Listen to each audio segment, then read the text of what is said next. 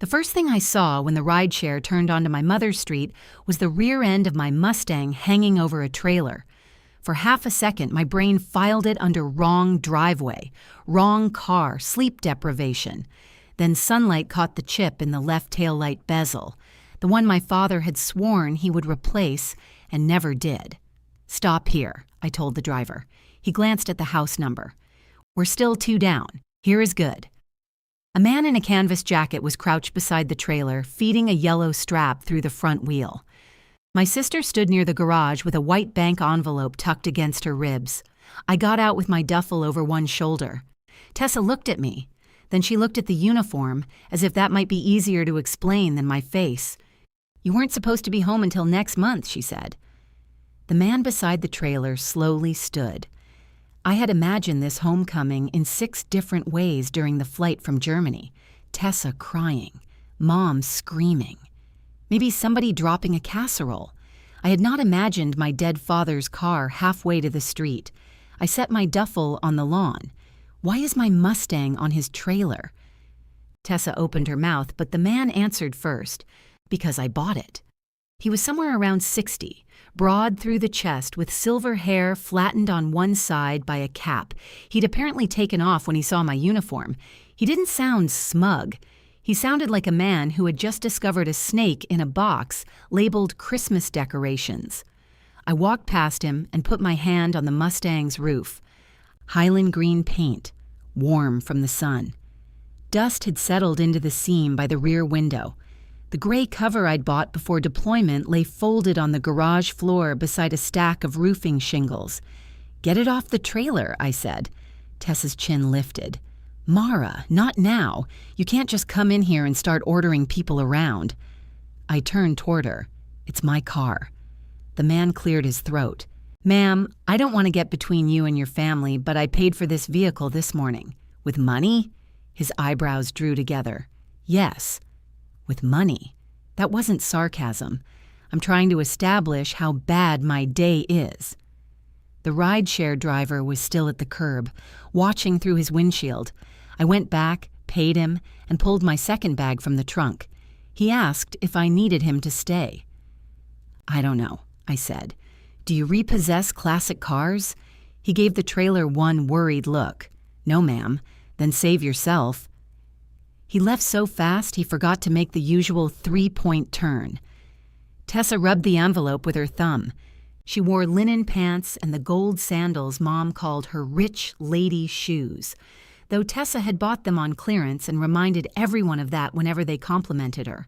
Her dark hair was pulled into a smooth knot. I could see sweat collecting beneath it. "You could have called," she said. "My unit rotated early." "That's not what I meant." "I know." The man stepped closer, careful and slow. "My name is Calvin Ross. I came up from Kentucky for the car. Your sister said you were stationed overseas and wouldn't be returning to Ohio. I was stationed overseas. I have returned to Ohio." His mouth tightened. "I see that." "What else did she say?" "Mara, we should go inside." Tessa cut in. "No, I've been inside enough windowless rooms this year. We can do this right here where everybody gets fresh air." A curtain moved in the front window. "Mom." I looked directly at it. The curtain dropped. Calvin took a folded packet from his jacket. Tessa moved toward him. "You don't need to show her everything in the driveway." He stepped away from her, not dramatically, just enough that her hand missed the papers. "I think I do." He gave me the packet. A bill of sale sat on top. Under that was a copy of the title, a mileage disclosure, and an authorization bearing my name. My signature looked right if you'd never watched me sign anything. The M was too round. "How much?" I asked. $26,000. A laugh came out of me, one short sound with no humor in it. Calvin's face changed. "I was told it needed transmission work. It doesn't. And floor repair. It had one patch on the passenger side, welded 6 years ago." Tessa crossed her arms. "You said yourself it needed attention. I said the weather stripping needed replacing. You said there was a leak when it rained sideways. It's an old Mustang, Tess. It has opinions." Calvin looked from her to me. The listing said the engine hadn't turned over in 18 months. I started it on video with her 4 weeks ago. I pointed at Tessa. She glanced toward the house. That was the first moment I knew this wasn't a misunderstanding. Until then, some stubborn, exhausted part of me had been offering her exits. Maybe she'd been scammed. Maybe Mom had confused paperwork. Maybe there had been an emergency so strange it would make this sentence reasonable. But Tessa looked toward the house because she wanted backup. Calvin unfolded another sheet. I wired the funds at 9:12 this morning. They cleared before I loaded it. I also have transport costs, a hotel, and a set of parts being shipped to my shop. You bought parts before you saw it? The price was good. The price was bait. His eyes hardened. I didn't know that. I believe you. That surprised him. It surprised Tessa more. She took a step toward me. Then don't punish him for a family decision. A family decision, yes. Which family? Oh, come on. No, I'd like a roster. Was Aunt Diane involved? Did Ben vote? Maybe the mailman broke a tie. You've been gone for almost a year, 11 months and 6 days. You think knowing the exact number changes what it was like here? There it was, not an apology, an accusation waiting impatiently for its turn. Calvin lowered the papers. I'm going to give you both a minute. No, I said. Please don't. If you walk away, she'll tell me a different story than she told you. Tessa's cheeks flushed. That is unfair. You sold my car while I was deployed. I sold a vehicle that had been sitting in Mom's garage costing her money. It cost her $11 a month to add it to the insurance. She gave up half her garage. Mom hasn't parked inside since Dad tried to teach her how to use the automatic door opener. From behind the front door, my mother said, I can hear you. Good, I called. Come out. The door opened 6 inches, then all the way. Elaine Quinn emerged wearing gardening clogs and a blouse too nice for gardening. She had gotten thinner while I was gone. That registered before anything else, even anger. Her shoulders looked smaller. Her hair, which she kept dyed the same brown it had been when I was in high school, showed a silver line along the part. She looked at me like she wanted to hug me and hide from me at the same time. You're home, she said. Apparently that's the problem. Mara. Did you know? Mom's eyes went to Tessa. I felt something inside me settle into place. Not break. Settling was worse. How much did you know? I asked. Tessa told me you were thinking about selling it. I've never thought about selling it. She said you didn't want it deteriorating here, under a fitted cover, on tire cradles, with fuel stabilizer in the tank. Mom winced at the specifics. Facts had always made her nervous during family arguments. She preferred feelings because they could be rearranged until everyone shared the blame. I didn't understand all the details, she said. Did you know a man was coming today to take it? A roofing truck passed at the end of the street.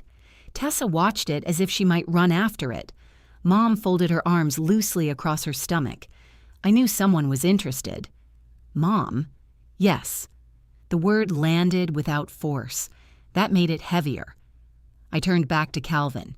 Would you give me 10 minutes before you move anything? He nodded. I can give you 10. Tessa made a frustrated sound. He has a schedule. Calvin looked at her.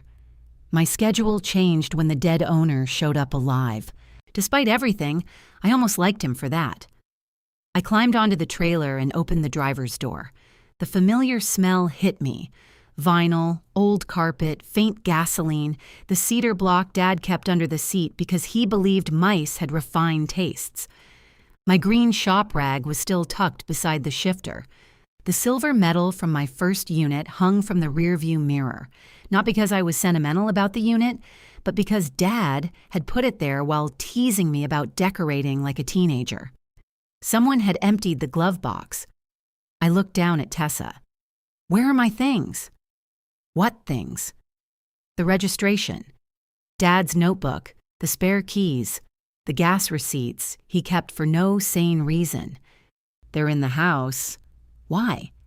Because Calvin didn't need your personal clutter. You went through it. I cleaned it out. The distinction seemed important to her.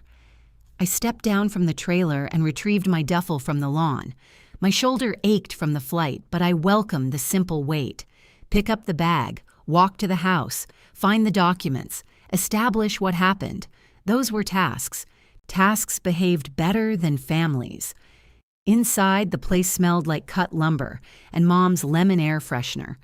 A brown stain spread across the ceiling near the hallway, and plastic sheeting covered the entrance to the back bedroom. Shingles, contractor invoices, and paint samples occupied the dining table. That was the evidence Tessa wanted me to see first. The roof started leaking in March, she said behind me. Then we had 2 storms in April. The estimate was $14,000. You could have called me. We did call. You told me Mom had a little water damage and it was handled because you were working 12-hour shifts. That didn't make me unreachable. You always say not to dump problems on you when you can't do anything.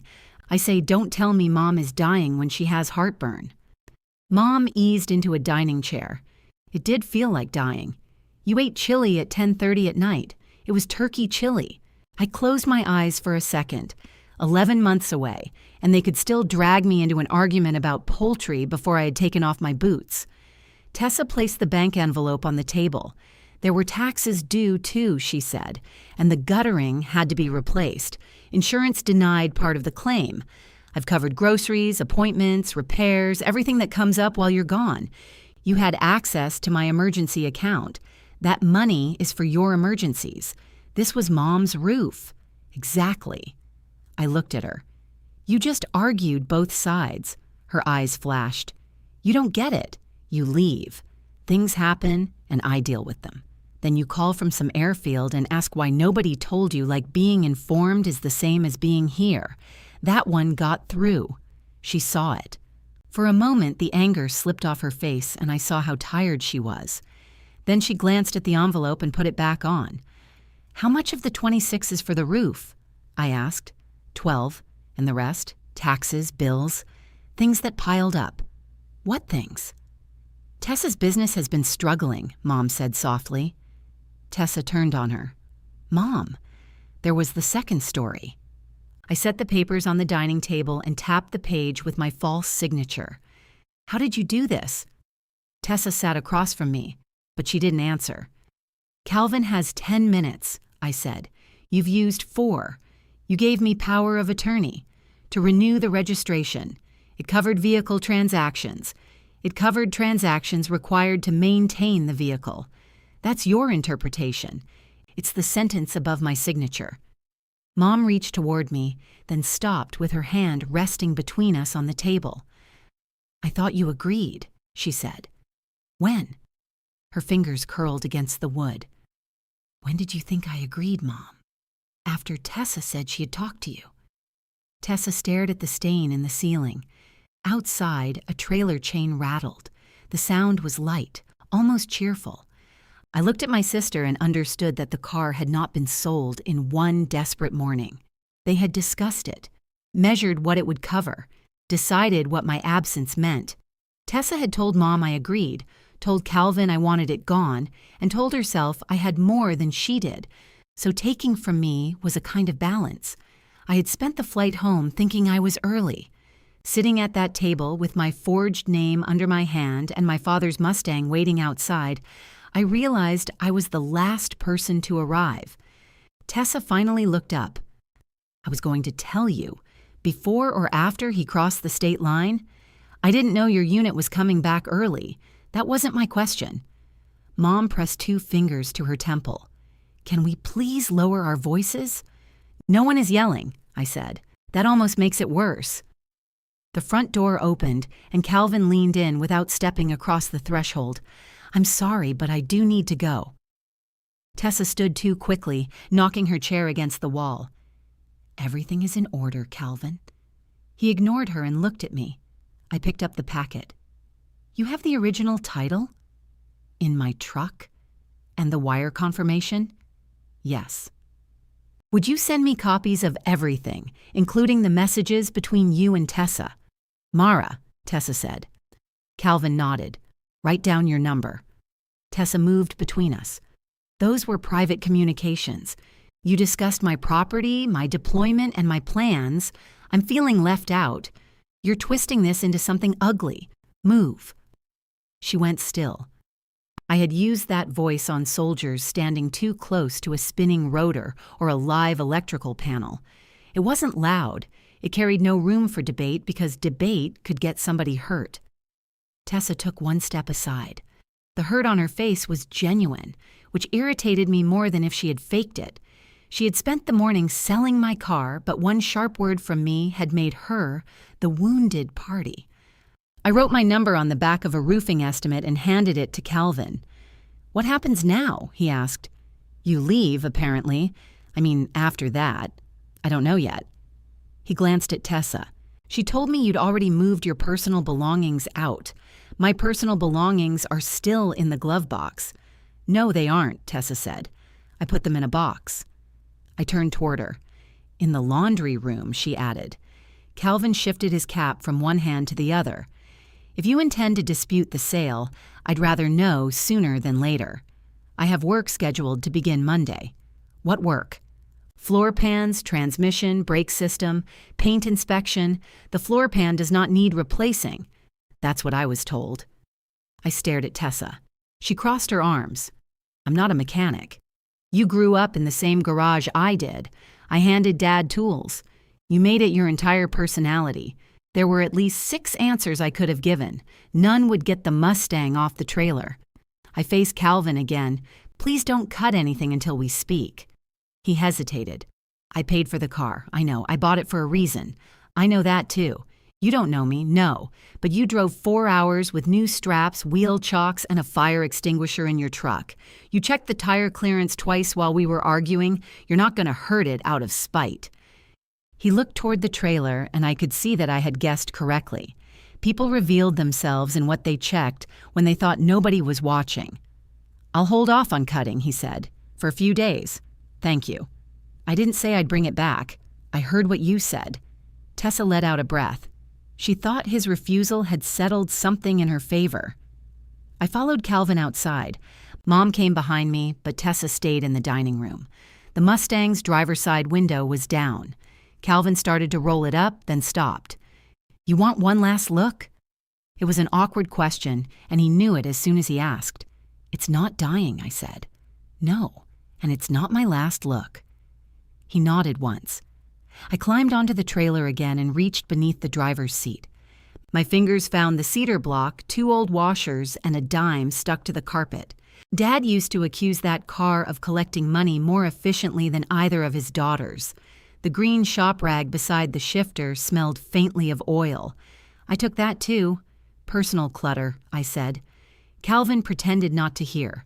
I checked the parking brake, the gear shift, and the wheel position. All unnecessary. He had loaded it correctly. I was touching what I could before somebody else took it away. Mom stood at the edge of the driveway, hugging herself. "I'm sorry," she said. "Which part?" Her mouth opened. That question had been unfair. I knew it and didn't take it back. Calvin climbed into his truck. The engine started with a low diesel rattle. He eased forward until the trailer straightened behind him. I could have stood in front of it. The thought came clearly, not as some wild fantasy. I could block the driveway, call the police, force everybody to remain in place while uniforms and paperwork multiplied. I could make Calvin lose his day and perhaps his money. I could make the neighbors come onto their porches. Tessa would cry. Mom's blood pressure would rise. None of it would answer who legally held what by nightfall. Calvin had shown me more honesty in 20 minutes than my family had in months, so I stepped onto the grass. The Mustang passed close enough that I could see my reflection slide across the green door. Then the truck turned.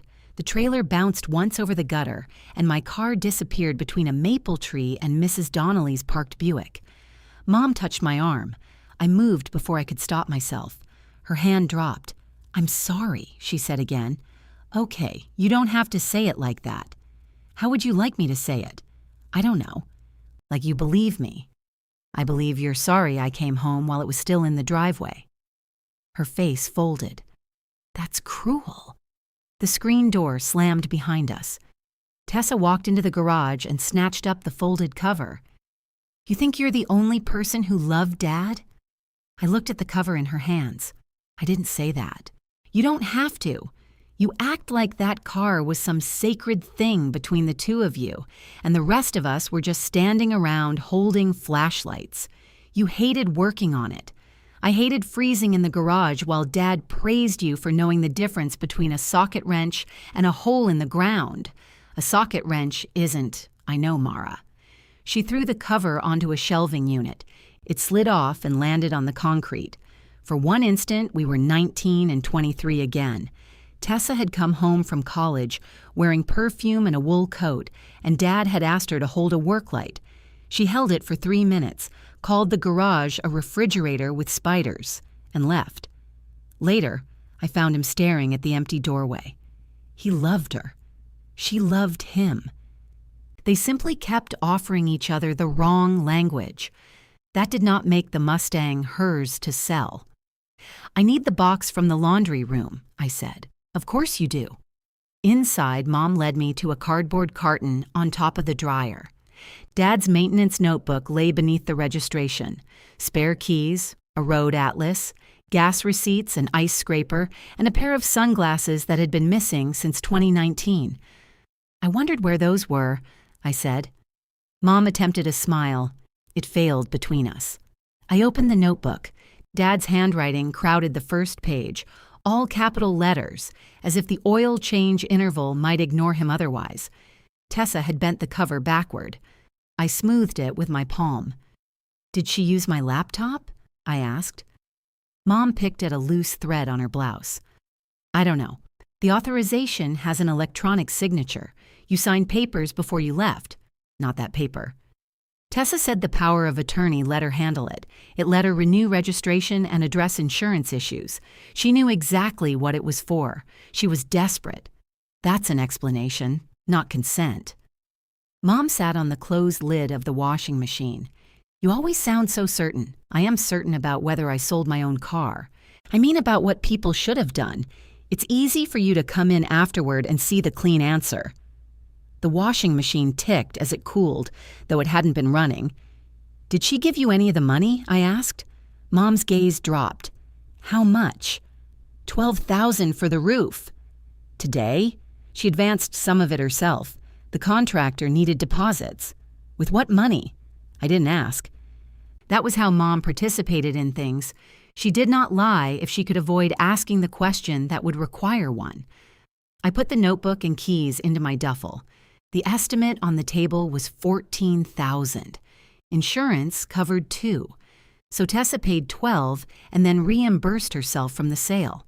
Yes, and you knew the reimbursement was coming from the car. Mom stared at the laundry room floor. "When did you know?" Last week. Last week, I had called her from a noisy terminal in Germany. She had complained about the temporary tarp flapping over the back bedroom and asked whether I was eating enough. She'd told me Tessa was exhausted but wonderful. She'd said the Mustang looked fine when she passed through the garage. She had known a buyer was coming. "You could have warned me. I thought you'd agreed." Then I started to wonder, but the roof was already open, and Tessa said if the sale fell through, she would lose the deposit and stop. "Mara, please understand. I understand the sequence. That isn't the same as understanding us." I lifted the box off the dryer. The front door opened again. "Tess?" A man called. "Why is there a trailer ramp mark in the driveway?" Ben appeared in the kitchen carrying 2 paper bags from a barbecue place. He was tall, narrow-faced, and still wore his bank polo with the sleeves rolled up. When he saw me, his expression lit with uncomplicated delight. "No way." He put the bags on the counter and came toward me with both arms open. I let him hug me because he hadn't sold anything yet that I knew of. "You're home," he said. "Why didn't anybody tell me?" Popular question today. He stepped back. "Wait, was that Calvin leaving? You know Calvin?" His smile faded. Tessa entered from the garage. "Ben? Not now." He looked at her, then at the carton in my arms. "I thought Mara wasn't coming back until August." "She wasn't. I was always coming back, Ben." No, I mean, he rubbed the back of his neck.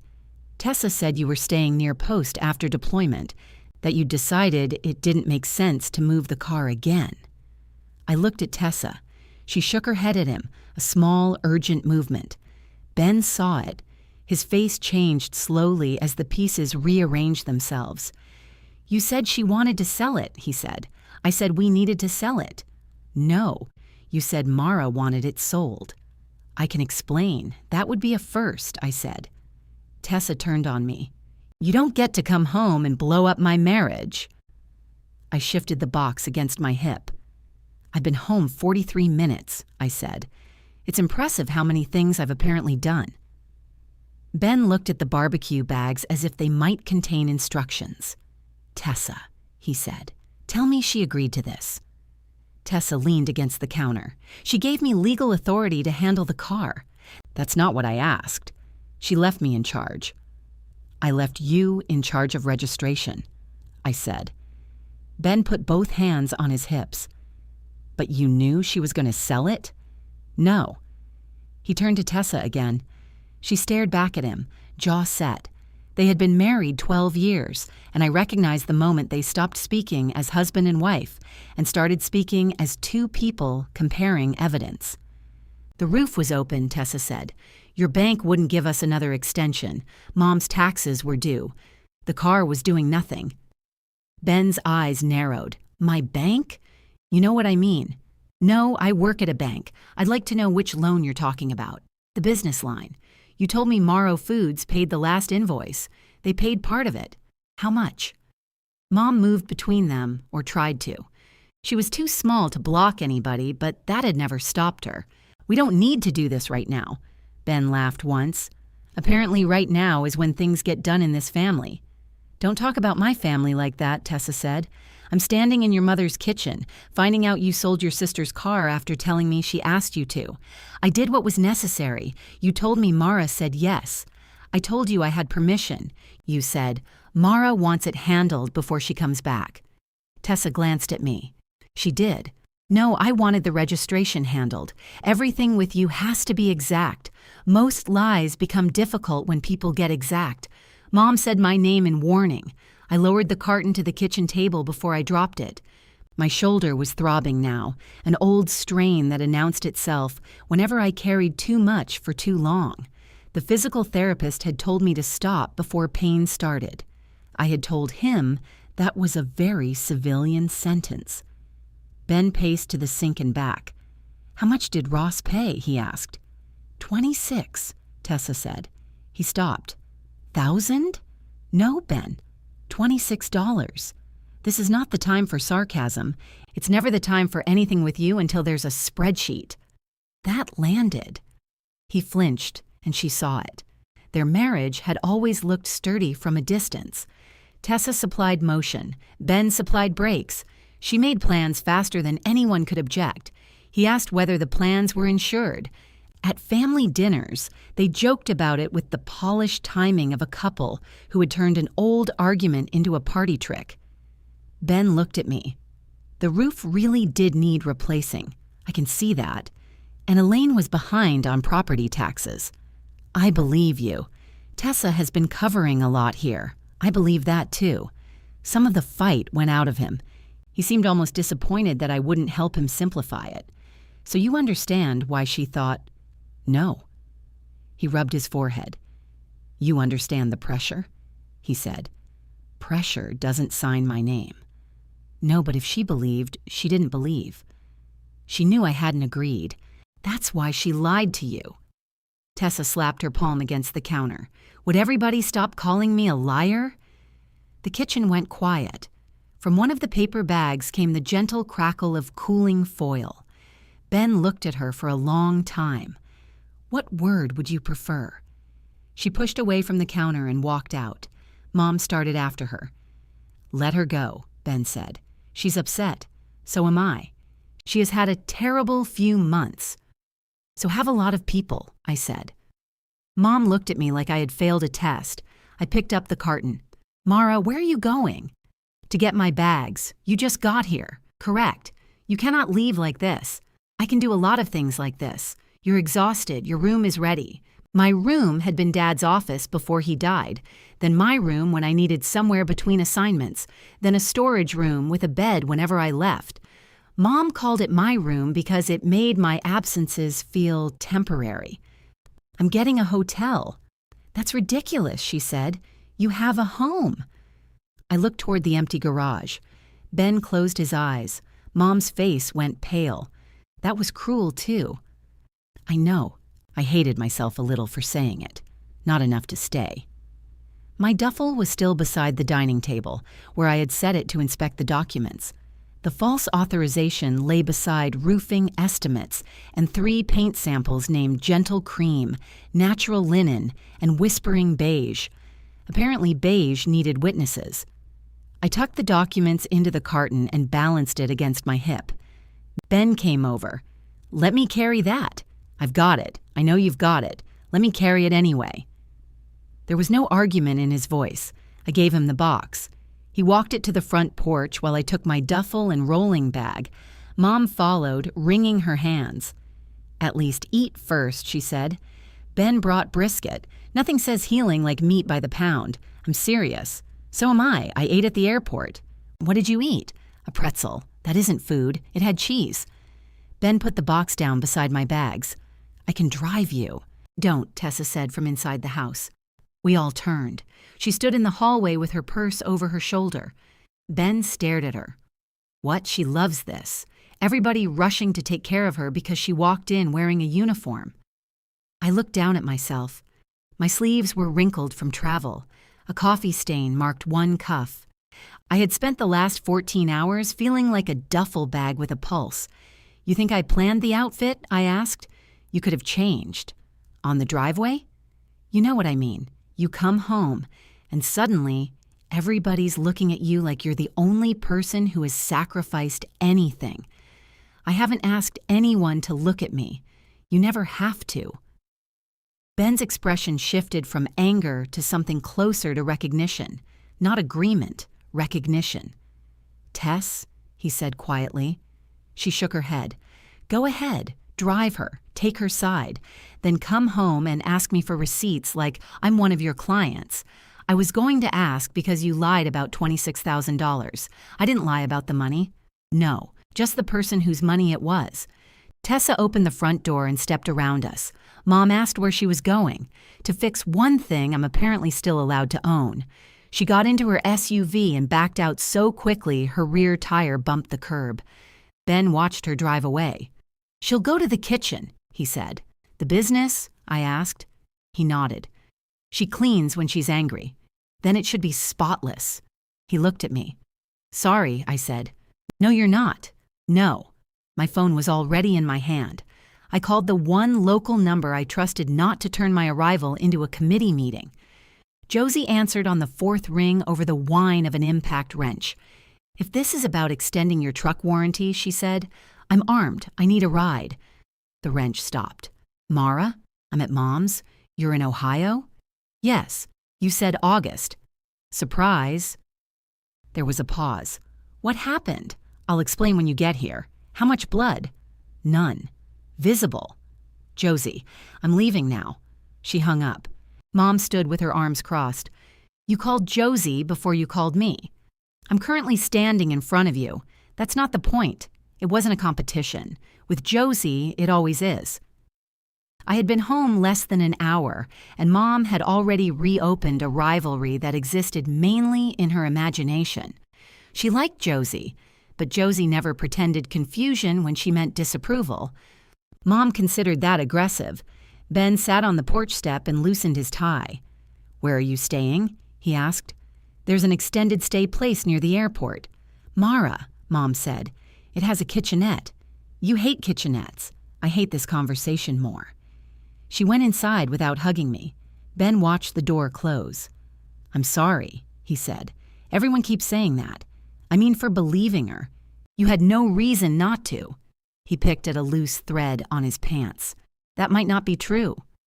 Before I could ask, a blue shop truck turned onto the street with a magnetic Bell Classic Restoration sign on the door and one headlight noticeably brighter than the other. Josie pulled into the driveway and climbed out in oil-stained coveralls. She was 5'4" on a generous day, with close-cropped gray hair and safety glasses perched on top of her head. She took one look at my uniform and pointed at me. "You look terrible." "Good to see you too." She crossed the lawn and hugged me hard enough to correct my posture. Then she held me at arm's length. "You're early, I've heard." Her gaze moved to the empty garage, the trailer marks, Ben on the step, and the gray Mustang cover lying on the concrete. Her hands fell away from my shoulders. "Where's Frank's car?" I nodded toward Kentucky. Josie stared at me. "No." "Yes, who?" "Tessa." "Why?" "Roof." "Taxes." "Business." "Resentment." We're still arranging the nouns. Josie walked into the garage, picked up the fallen cover, and folded it carefully. She did not ask permission. She carried it to her truck and laid it behind the seat. Ben stood. "I'll get the box." Josie looked him over. "Did you sell anything?" "No." "Then you can help." We loaded my bags. Mom watched from behind the curtain again. This time, I didn't look directly at her. The extended stay motel advertised free breakfast and airport convenience in letters tall enough to conceal the cracked stucco.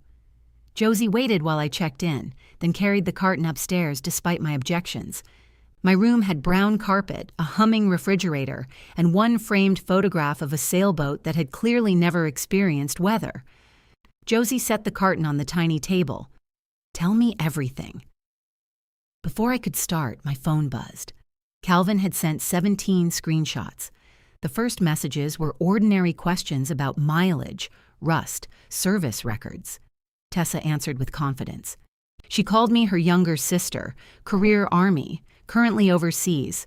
She said I had no intention of returning to Dayton and wanted the car gone before it became another burden. Then I reached Calvin's question about why I was willing to sell something I had owned so long. Tessa's answer filled the screen. "Mara doesn't get attached to places or things. The Army trains that out of you." Josie read it over my shoulder. "That," she said very softly, "is not how the Army works." I sat on the edge of the bed and looked at the words my sister had used to turn my endurance into proof I couldn't be hurt. "No," I said, "that's how my family works." Josie took the phone from my hand and read the message again. "She thinks you don't get attached. She thinks I don't count attachment unless I'm physically standing next to something. You kept a broken coffee mug for 9 years. It wasn't broken. The handle was structurally independent. You wrapped it in a t-shirt and carried it through 3 moves. It said world's okayest mechanic. Frank gave it to you." I looked at the humming refrigerator. Josie handed back my phone. "Call Ross.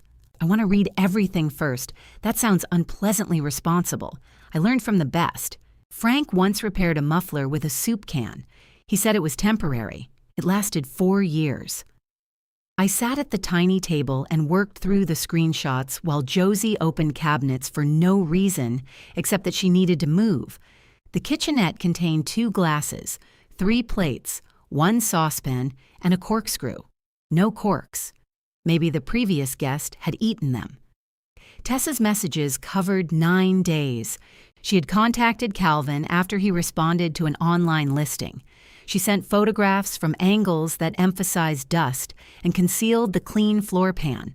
She described the Mustang as a stalled family project and said I had lost interest after Dad died. When Calvin asked to speak with me directly, she told him I was in a restricted location with irregular communication. I had video called her from a grocery store 2 days later. In another message, Calvin asked whether the $26,000 price was firm. Tessa replied that I cared more about a quick, uncomplicated sale than squeezing every dollar out of an old car. Josie leaned over my shoulder. "She made you sound like a divorced dentist selling a boat. She made me sound dead." "No, dead people have sentimental estates. She made you sound efficient." That was worse, and we both knew it. I found a photograph of the authorization. My electronic signature appeared at the bottom, above a date from 6 weeks earlier. The document referenced the broader power of attorney I had signed before deployment, but changed the purpose from maintaining the vehicle to transferring it. "They added a page," Josie said. Tessa added a page. Can she do that? No. You sound sure. I'm sure I didn't authorize it. The rest is a question for someone who charges by the hour. Call the police. And tell them what? My sister misused a document. A buyer wired money and the car is now in Kentucky? They'll take a report and tell me it's civil until somebody sorts out the signatures. You say that like you've done this before. I've watched soldiers buy used chargers from men named Rick. She straightened. Rick is never innocent. Not once. My phone buzzed again. Calvin had sent the wire confirmation, then a final message. I will not begin work until Wednesday.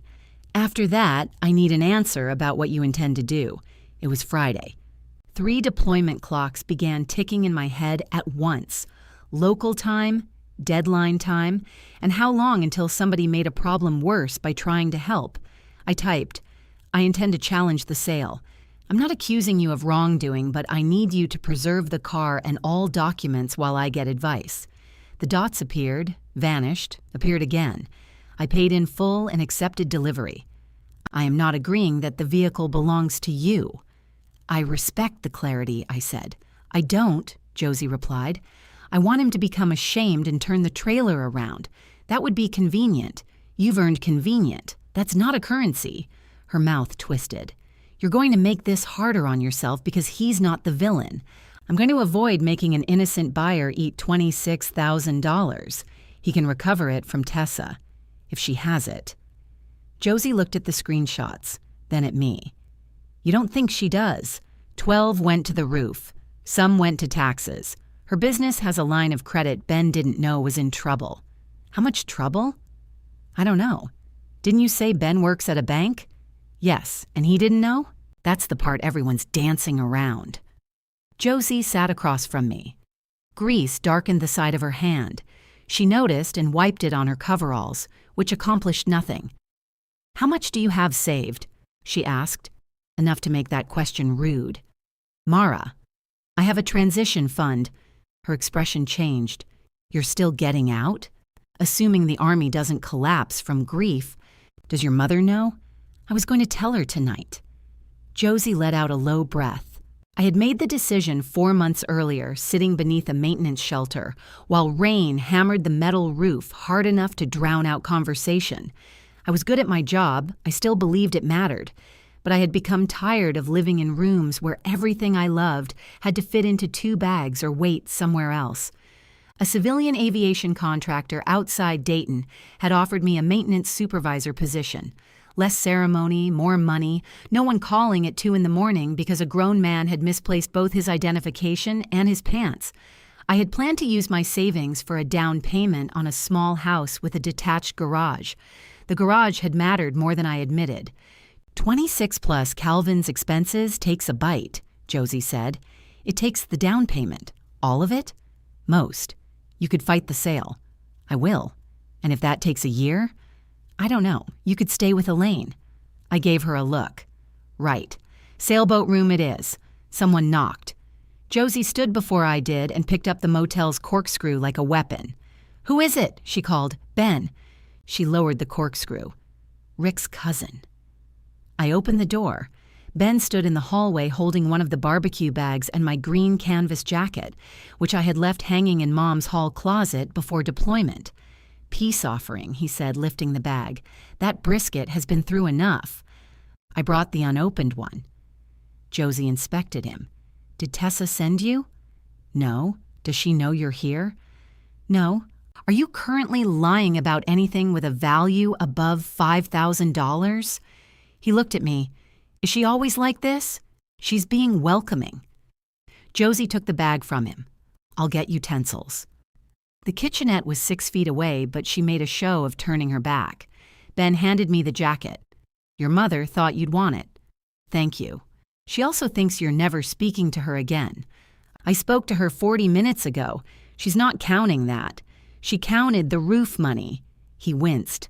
Probably don't lead with that. We sat, him on the desk chair and me on the edge of the bed. The mattress springs squeaked in a way that felt judgmental. Did Tessa come home? I asked. No. She texted that she's sleeping at the kitchen. She has a bed there? She has a couch and poor decision-making skills. Josie set plastic forks on the table. That appears to be a shared family resource. Ben looked too tired to take offense. I need to say something, he began. Not in her defense, exactly. That phrase usually leads to a defense. She has been carrying a lot.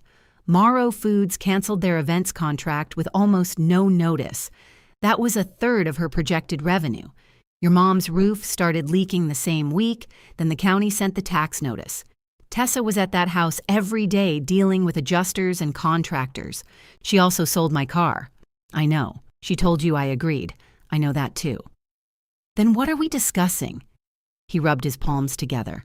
I'm asking you not to treat everything she said about the pressure as a lie, just because she lied about permission. Josie glanced at me. It was the same distinction I had made to Mom, but I liked it less from Ben.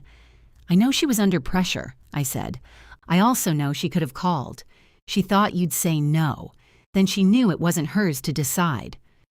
Ben looked at the carpet. How bad is the business? I asked. I don't know yet.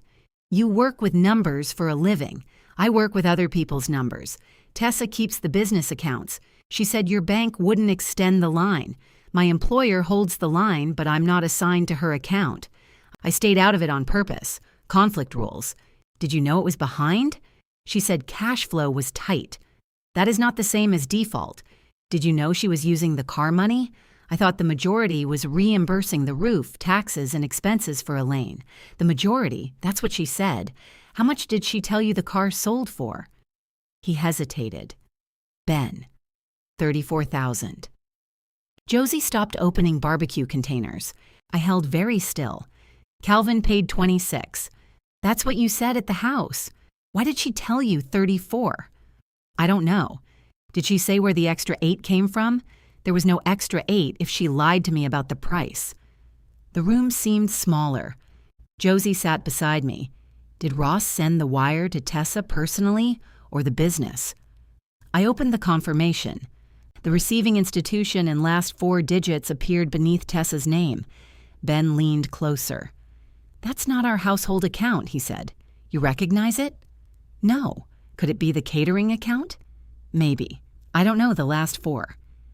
His embarrassment was almost painful to watch. He had built his adult life around knowing where money went, then treated his own marriage as the one account that required no audit. I need copies of the business records, I said. His head came up. I can't give you those. I'm not asking you to steal them. She's still my wife, and I'm still your sister-in-law whose car is in Kentucky. He stood. I came here to make sure you had food and tell you she isn't some monster. I don't think she's a monster. Josie folded her arms. I'm undecided. I ignored her. I think Tessa got into trouble, hid it, and decided my property was easier to spend than her pride. Ben looked toward the door. I'll talk to her, he said. Don't talk to her for me. What do you want me to do? Figure out what happened in your own marriage. He flinched again, harder this time. After he left, Josie handed me a plastic fork. You're very good at sending people away hungry. He brought the food, efficient. We ate brisket from foam containers while the air conditioner rattled. It was good, which felt disrespectful. My phone rang from an unfamiliar Kentucky number. Calvin did not bother with hello. If you want to see the car before Wednesday, I'll be at my shop Sunday afternoon. I'll be there. That is not an invitation to bring the police, a lawyer, or your sister. I wouldn't bring my sister to a tire fire. He paused. I'm serious, he said. I bought this car in good faith, and I didn't sell it in any kind of faith. I understand your position. No? You understand the sentence? Silence stretched between us. Then he gave me an address outside Lexington. When the call ended, Josie was already searching the drive time on her phone. 4 hours, she said. 5 if you refuse to let me speed. You drive a truck with mismatched headlights. They match emotionally. I looked at Calvin's address, then at the cardboard carton holding Dad's notebook and the spare keys to a car I no longer possessed. Sunday, Josie said. Sunday. For the first time since I had stepped out of the rideshare, I had a direction. It was not the same as a way forward, but I had learned to start with the road I could see. The sailboat watched me sleep for 53 minutes at a time. Every time the air conditioner shut off, I woke convinced something had changed. A truck outside sounded like Calvin returning. A rolling housekeeping cart sounded like the trailer chain. At 3:17, I opened the screenshots again and read Tessa's messages until the words stopped looking like language. At 6, I gave up. The county sheriff's office occupied a low brick building beside a tire store. The lobby smelled like old coffee and floor wax. A deputy named Alvarez listened without interrupting while I explained the power of attorney, the added authorization, the wire, and the car now sitting in Kentucky. He looked through the documents twice. "You and your sister have the same last name?" he asked. "She took her husband's. She's Mercer now. And the vehicle was titled Only to You?" "Yes. You gave her power of attorney before deployment for specific administrative matters. But it contains broader language here. It also says those powers are limited to maintaining my property during my absence." He tapped the added page. "She'll say sale was maintenance of the estate. I don't have an estate. I have a Mustang and luggage." His mouth twitched, but he kept reading. "I can take the report," he said. "I want to be honest with you about what happens next. Because you granted some authority and the buyer paid in good faith, the prosecutor may view the ownership dispute as civil unless we establish intentional fraud beyond the document language. She told the buyer I personally agreed. That helps. She signed my name. That helps more. Does any of it get my car back? No. Not today." He said it without pretending sympathy was a substitute. I signed the report, accepted a case number, and walked out carrying exactly what I had walked in with, plus a sheet of paper telling me to expect a phone call. Josie's truck was parked outside the tire store. She had refused to come inside because, according to her, government buildings made her confess to things she had not done. "How'd it go?" she asked. "I've officially informed the county that my family is exhausting." "Good. Now there's a record." She handed me a paper cup of coffee. The lid had Bell Classic Restoration written on it in black marker, as if I might confuse it with another business operating out of her truck. "Did you write your company name on gas station coffee? Brand visibility. You're wearing the company name on your chest. Repetition builds trust." At the shop, a red Corvette occupied one bay and a stripped pickup cab sat on a rotisserie in the other. Josie's office was a glass box at the back, crowded with parts catalogs, invoices, and 3 coffee makers in different states of failure. Frank's old metal sign, "If it leaks oil, it has oil," hung above the door. I stopped beneath it. "I didn't know you kept that. You were overseas when Elaine cleaned out the garage. She gave it to you?" She tried to throw it away. I rescued it from the curb. Of course she had. Josie tossed me a pair of coveralls. "You can sit in the motel and develop an ulcer, or you can help me remove a dashboard. I'm still technically on leave." "Does leave prevent you from holding a flashlight?" "It should." 2 hours later, I was lying upside down beneath the Corvette's dash, while Josie accused General Motors of holding a personal grudge against human wrists. The work didn't erase anything. It gave my hands an argument they could win. A bolt was either loose or it wasn't. A connector had voltage or it didn't. Machines could surprise you, but they rarely insisted the surprise was your fault. Around noon, my phone buzzed on the concrete. Mom had sent a photograph of the barbecue containers lined up in her refrigerator. "There's plenty left. You and Josie are welcome for dinner." I stared at it until the screen went dark. Josie's boots appeared beside my shoulder. "You dead?" "Considering it." "Don't." "I don't have enough workers' compensation coverage." I slid out from under the dash. Mom invited us to dinner. Does she know I'm banned from polite conversation? She considers that a temporary condition. Your mother has faith. I typed, "Not tonight. I'll call after Kentucky." The reply came immediately. "Kentucky?" I put the phone face down. Josie sat on the shop floor beside me. "Have you told the contractor you're back?" "Not yet. They were expecting you next month. My interview paperwork is done. Start date was flexible. You could start early. I could. And earn money. That is generally how jobs work. And stop spending 12 hours a day staring at screenshots. I've stared at them for maybe 4. Your eyes have developed corners. I leaned my head against the Corvette's rocker panel. The civilian job had felt like a beginning when I accepted it. Now it felt like something Tessa's decision had reached backward to contaminate. Every dollar I earned already had a destination. Lawyer, motel, buyback, house fund, a moving target shaped like a green Mustang. I'm not giving up the job, I said. I didn't suggest you should. I know. You're arguing with an invisible committee. They have strong opinions. They always do. Sunday's sky stayed the color of wet concrete all the way south. Josie drove. I navigated, which mostly meant telling her to slow down and being ignored. She had brought 3 kinds of beef jerky, 2 thermoses, a socket set, a tire gauge, a flashlight, and a magnetic inspection mirror. We're visiting a car, I said, not invading Kentucky. Preparation is respect. That sounds like something you stole from my father. I improved it. Calvin's shop stood behind a modest ranch house on several acres of flat land. The building was larger than I expected, metal-sided and clean, with 2 wide bay doors and a gravel apron. A black Labrador watched us from the porch without deciding whether we were worth standing up for. Calvin waited outside. He wore the same canvas jacket despite the warmer weather. His face suggested he had spent the morning regretting the invitation. "You brought someone," he said. "This is Josie Bell. She owns a restoration shop. You said no police or lawyers. She's worse than both." Josie extended her hand. "Calvin." He shook it. "I looked up your shop," she said. His eyes narrowed. "Why? To see if you were an idiot. And your panel gaps are good." He considered that, then unlocked the bay. The Mustang sat beneath bright overhead lights with its hood raised. The sight of it stopped me in the doorway. Calvin had removed nothing. The trailer straps were gone, and the car rested on rubber pads. A battery maintainer ran from the wall. He had placed a clean towel over the fender where he leaned into the engine compartment. I walked around it once without speaking. The passenger door opened with its usual click.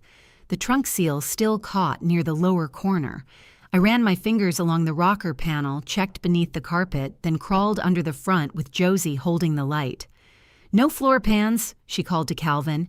I canceled the order. "Good, I lost the shipping fee. I didn't say thank you. You could." She slid the flashlight toward me. "Check the frame rail." Calvin watched as we inspected the car. He looked annoyed but not defensive. His shop supported his claim that he cared for things. Wrenches hung in size order. Parts bins had printed labels. A cream-colored jukebox stood against one wall beneath framed photographs. In several of them, Calvin appeared beside a woman with red hair and a wide, crooked smile. One picture showed her leaning against a pale blue Mustang. I stood. "Your wife?" Calvin followed my gaze. "Ruth. That her car?" "Back when we met." Josie moved to the workbench, giving us a privacy subtle enough to be visible from space. Calvin picked up a shop towel. "She sold it in '89, he said. "My construction company went 6 months without a contract. We had a mortgage, and I was too proud to admit I'd put us in trouble. She sold her car to cover it. She said she was tired of fixing the carburetor. Was she?" "No." He folded the towel, then folded it again. "We always talked about buying another one. There was never a right time. By the time there was, she couldn't drive. I'm sorry. She died 3 years ago." The black Labrador wandered into the shop and rested against Calvin's leg. Calvin scratched behind its ear without looking down. When I saw the listing, it felt... He stopped. "It doesn't matter what it felt like. It matters. It just doesn't make the car yours." His hand went still on the dog's head. "I have a title, payment confirmation, and possession. You also have messages built on false statements. Not mine, no, but you know now." He walked to a desk and opened a folder. "I spoke to my attorney." "So did I lied." Josie coughed into her fist. Calvin glanced at her. "Then yours told you this could take months. Mine was more optimistic. "She doesn't have one yet," Josie said. I looked at her. "You brought me for my honesty. I brought you because your truck has cup holders." Calvin almost smiled. He opened the folder. "My attorney says I may have valid title as a good faith purchaser. He also says your claim is serious enough that I shouldn't invest more in the car until it's resolved. What do you want?" "The car. That option is occupied, and I don't want to sue your sister for my money. Neither of us chose her." "No, but one of us has to absorb what she did." The sentence sat between us. I looked at the pale blue Mustang in Ruth's photograph. Calvin looked at Dad's initials scratched beneath my hood hinge, though he did not know what they were. "How much are you out?" I asked. "$26 for the car, $840 for transport, hotel, insurance, and fees, $320 in canceled parts and shipping, $27,160 today." "What does that mean?" "It means I'm still holding parts reservations, storage space, and a project slot. If this turns into litigation, there will be more." Josie came closer. "What are you proposing?" Calvin drew a breath. "I keep it untouched for 90 days. No cutting, no paint, no changes beyond preservation. If Mara pays what I have in it, with every expense documented, I transfer it back. Then I pursue her sister if I decide the sale cost me anything else." "And if I can't?" I asked. "I restore it." My savings appeared in my mind as a house, then collapsed neatly into a cashier's check. 90 days, I said. "I'll put it in writing." Josie watched me, waiting for the objection. I touched the Mustang's roof, the same place I had touched it in Mom's driveway. I need to think. Calvin closed the folder. "You have 90 days to think." "No," I said. "I have 90 days to pay." He did not correct me. Calvin printed the agreement in his office while Josie examined every shelf in the shop and made approving noises she probably thought were private. The terms fit on 2 pages. 90 days, no alterations, indoor storage, insurance maintained by Calvin. I had the right to inspect the Mustang with reasonable notice. The repurchase price would be $27,160, plus only expenses we approved in writing after that day. Josie tapped that sentence. "This was my idea." "It was mine," I said. "You were staring at the dog." The dog was persuasive. Calvin sat behind the desk with a pen in his hand. "I'm not charging storage." "That is almost human of you," Josie said. "I'm beginning to regret allowing guests." He signed both copies and pushed them toward me. "This doesn't mean I agree your sister lacked authority," he said. "It means you're unsure enough not to cut my car apart. It means litigation is expensive. We all need a bedtime story." I signed. My signature bore no resemblance to the one on Tessa's authorization. Mine slanted hard to the right, the M beginning with a narrow spike. Calvin compared the two without comment. I slid one copy into Dad's notebook. "Can I start it?" I asked. He looked toward the open shop door. "You said it runs." "It does." "Then why?" "I want you to hear it." He considered that, then tossed me the keys Tessa had given him. They were not the originals. She had taken the newer duplicate from Mom's kitchen drawer and attached a clean paper tag marked 1967 Ford Mustang in handwriting neat enough for an auction house. My old key ring, the one with a tiny dented aircraft wrench Dad made from scrap aluminum, was in the carton at the motel. I got into the driver's seat. The vinyl creaked beneath me. Calvin stood outside the door. Josie leaned against the workbench with her arms crossed. I pumped the accelerator twice and turned the key. The engine caught on the second rotation. It settled into a rough idle, then smoothed as the choke opened. The sound filled the metal building, deep and familiar, not perfect, but honest. Dad used to stand beside the open hood with his head tilted, listening as if the cylinders were taking turns, telling him secrets. Calvin's expression tightened. "No transmission problem," I said over the engine, not hearing one. I pressed the clutch and moved through the gears without releasing it. No clutch chatter. Can't prove that sitting still. Tessa told you it wouldn't turn over. She did. I shut the engine off. The silence came down slowly. Calvin looked at the car, then toward Ruth's photograph. She drove a hard bargain. My sister? No, my wife. When she sold hers, she told me she got $3,500. I found the receipt after she died. She got $2,750 and hid the difference so I wouldn't feel worse. That sounds kind. It was infuriating. Those can happen together. He took the keys from me. What was your father like? He asked. Josie made a faint sound. She knew there was no short answer. He labeled extension cords by length, I said. Calvin waited. He could rebuild a carburetor blindfolded, but never learned to send a text without putting his entire message in the subject line. He apologized to furniture when he bumped into it. He and Tessa could make each other feel rejected without either one saying anything unkind. That last part sounds familiar. He left his initials under the hood hinge. I showed him, FQ, scratched small into the metal and painted over once. Calvin touched the letters with one finger. I thought that was a shop mark. It was. Frank Quinn. Very exclusive operation. Soup cans accepted as exhaust components. Calvin smiled then, briefly. I hated that I liked him. It would have been easier if he had neglected the Mustang, lied about the payment, or called my attachment irrational. Instead, he gave me a clean copy of the agreement and reminded me to take the registration from the glove box if it belonged with my records. Before we left, I put my green shop rag back beside the shifter, not as surrender, as a promise to myself. Josie waited until Calvin's property disappeared in the side mirror. So, she said, house or car? The house was theoretical. You picked the car before he finished printing. I signed an option. I didn't pay. You picked it when you stepped aside in the driveway. If you were willing to lose it, you would have made Ross fight you instead of protecting him from Tessa's mess. I'm not protecting him. You saw his dog and practically enlisted. That dog had professional standards. Rain began south of Cincinnati. It struck the windshield in fat, uneven drops, and Josie turned the wipers to a setting that made them squeal every third pass. My phone rang through the truck speakers. Mom's name appeared on the dashboard. Josie reached to lower the volume. Don't. You gonna answer? No.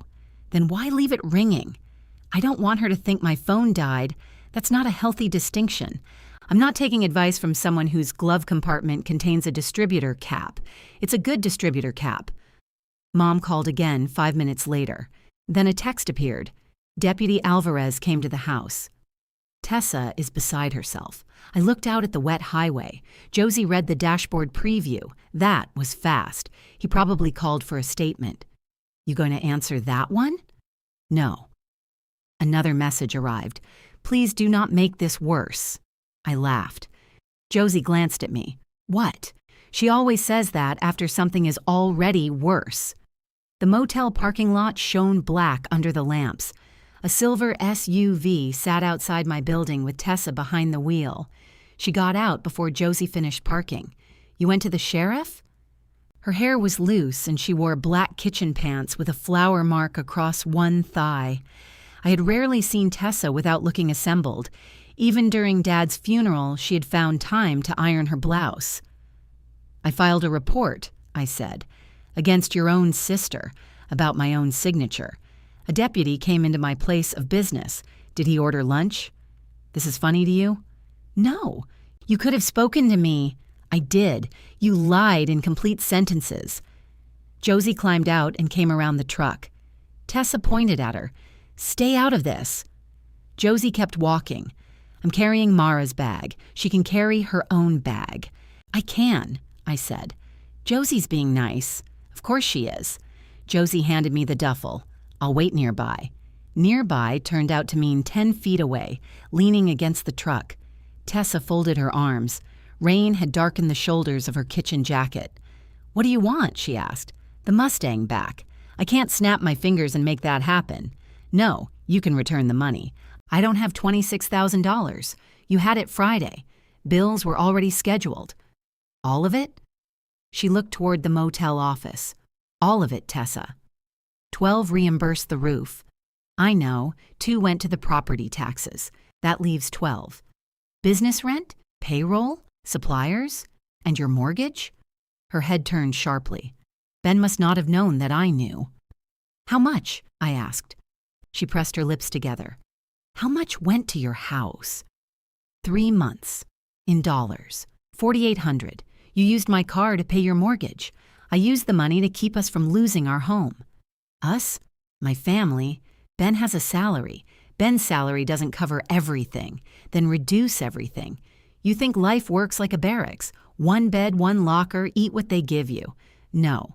I think life works better when you don't sell other people's belongings. Her face changed. For 1 second, I thought she might slap me.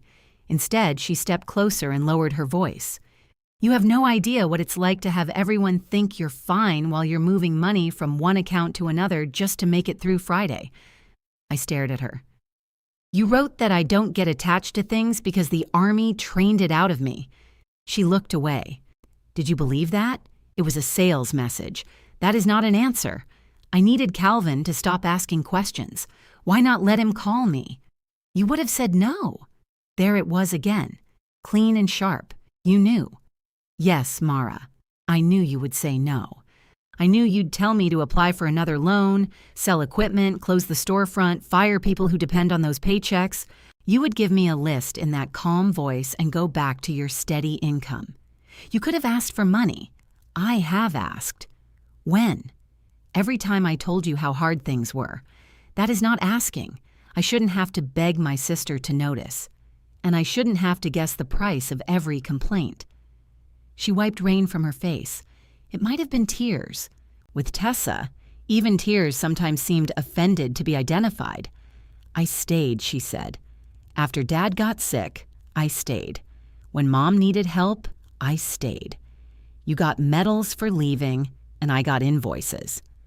Josie shifted near the truck.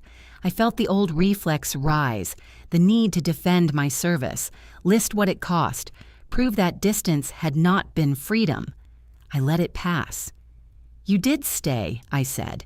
You carried things I didn't see. Tessa blinked. Then I said, and you still sold my car. Her shoulders sagged, but only for a moment. What happens now? She asked. You repay it. With what? The storefront, equipment. Whatever you have, that is yours. Her face hardened again.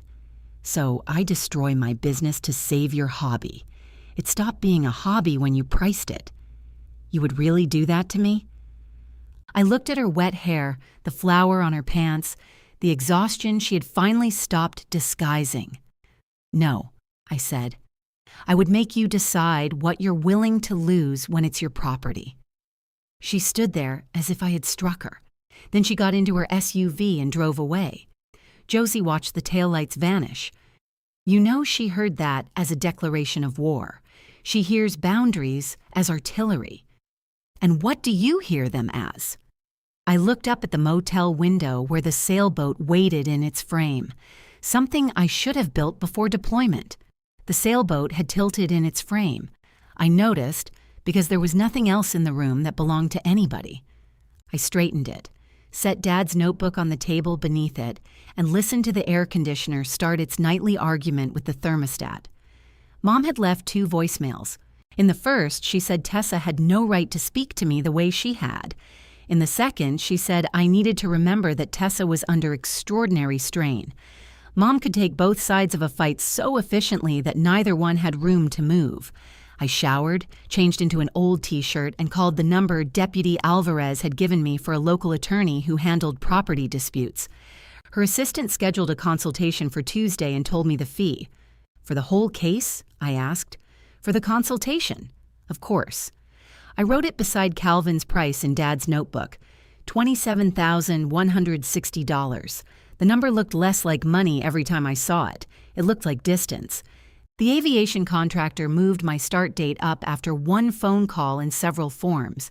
My new supervisor, Devin Pike, met me at the security desk in a navy polo and steel-toed boots, polished enough to reveal anxiety. You weren't expected for 3 more weeks, he said. I'm adaptable. So, I've been told. By whom? He glanced at the folder in his hand. everyone who checked your references. Devin was younger than me by a few years and had the careful manner of a man who had inherited a maintenance department full of people older than he was. He showed me the break room, tool control, parts storage, and the hangar where 2 civilian cargo aircraft sat in different stages of inspection. The familiar smell of hydraulic fluid settled something in me. No one saluted. No one stood at attention. A mechanic named Louise pointed at a coffee machine and warned me that the decaf pot was actually regular because the labels had been switched in 2022 and everyone was too superstitious to switch them back. I liked the place immediately. Devin walked me to a desk overlooking the hangar floor. Human Resources says you're on approved transition leave. Correct. And you can begin full-time. Yes. You don't need time after deployment? I need income after deployment. He laughed, then realized I wasn't joking. The work required less adjustment than the silence around it. No morning formation, no rank on anyone's chest. When I gave an instruction, I had to earn agreement without leaning on stripes. I found that I preferred it. People asked why. Sometimes my answer was wrong. The aircraft did not care which of us had seniority. At lunch, I opened my banking app. $31,412 sat in the account I had named Home without telling anyone.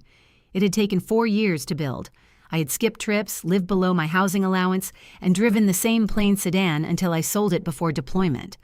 I had pictured a small brick house west of town, a garage with enough room for the Mustang, and a kitchen where no one stored roofing estimates beside forged documents. I could pay Calvin that afternoon. I would have $4,252 left before legal fees, insurance, moving costs, or rent. Enough to survive, not enough to begin again the way I had planned. My first civilian paycheck was 2 weeks away. I closed the app.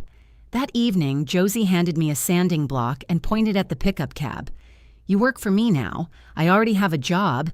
This one pays poorly and includes abuse, so public service. She set a timer on the workbench. We sanded until my arms shook, then ate vending machine crackers beside the open bay door. The summer air smelled like wet pavement and cut grass. You could pay Ross now, she said. I could, but you won't. I have 86 days. You counted. I'm going to earn as much of the difference as I can before I empty the account. You could stay at my place and save the motel money. You have 1 bedroom, I have a couch. You sleep on your couch. I like the television. You fall asleep during weather reports. They're soothing. I'm not taking your bed. I didn't offer it. She had offered it. Josie simply considered open generosity indecent and preferred to disguise it as a logistical dispute. I'll pay you for shop hours, she said. You cannot afford my rate. I wasn't planning to use your rate. Then I accept. She threw a cracker at me. The attorney's office had soft gray chairs and a water feature that sounded like a leaking toilet. Karen Holt wore red glasses and read every document before asking a single question. When she finished, she placed the power of attorney beside the added authorization. Your sister exceeded the stated purpose, she said. Yes, but this paragraph gives her broad authority over titled personal property during your deployment, subject to the limitations on the first page. I agree. Her attorney won't. Does Calvin own the car? That depends on whether a court finds he acquired good title from someone who had apparent authority to sell. He knows the sale was unauthorized now. He knows you claim it was unauthorized. He did not know when he paid. So I sue Tessa. You can. You can also ask the court to freeze further transfer and determine ownership. How long? Several months if no one contests aggressively. Longer if they do. And Calvin's money? He could bring claims against your sister, possibly against you depending on how he frames the power of attorney. I leaned back in the soft gray chair.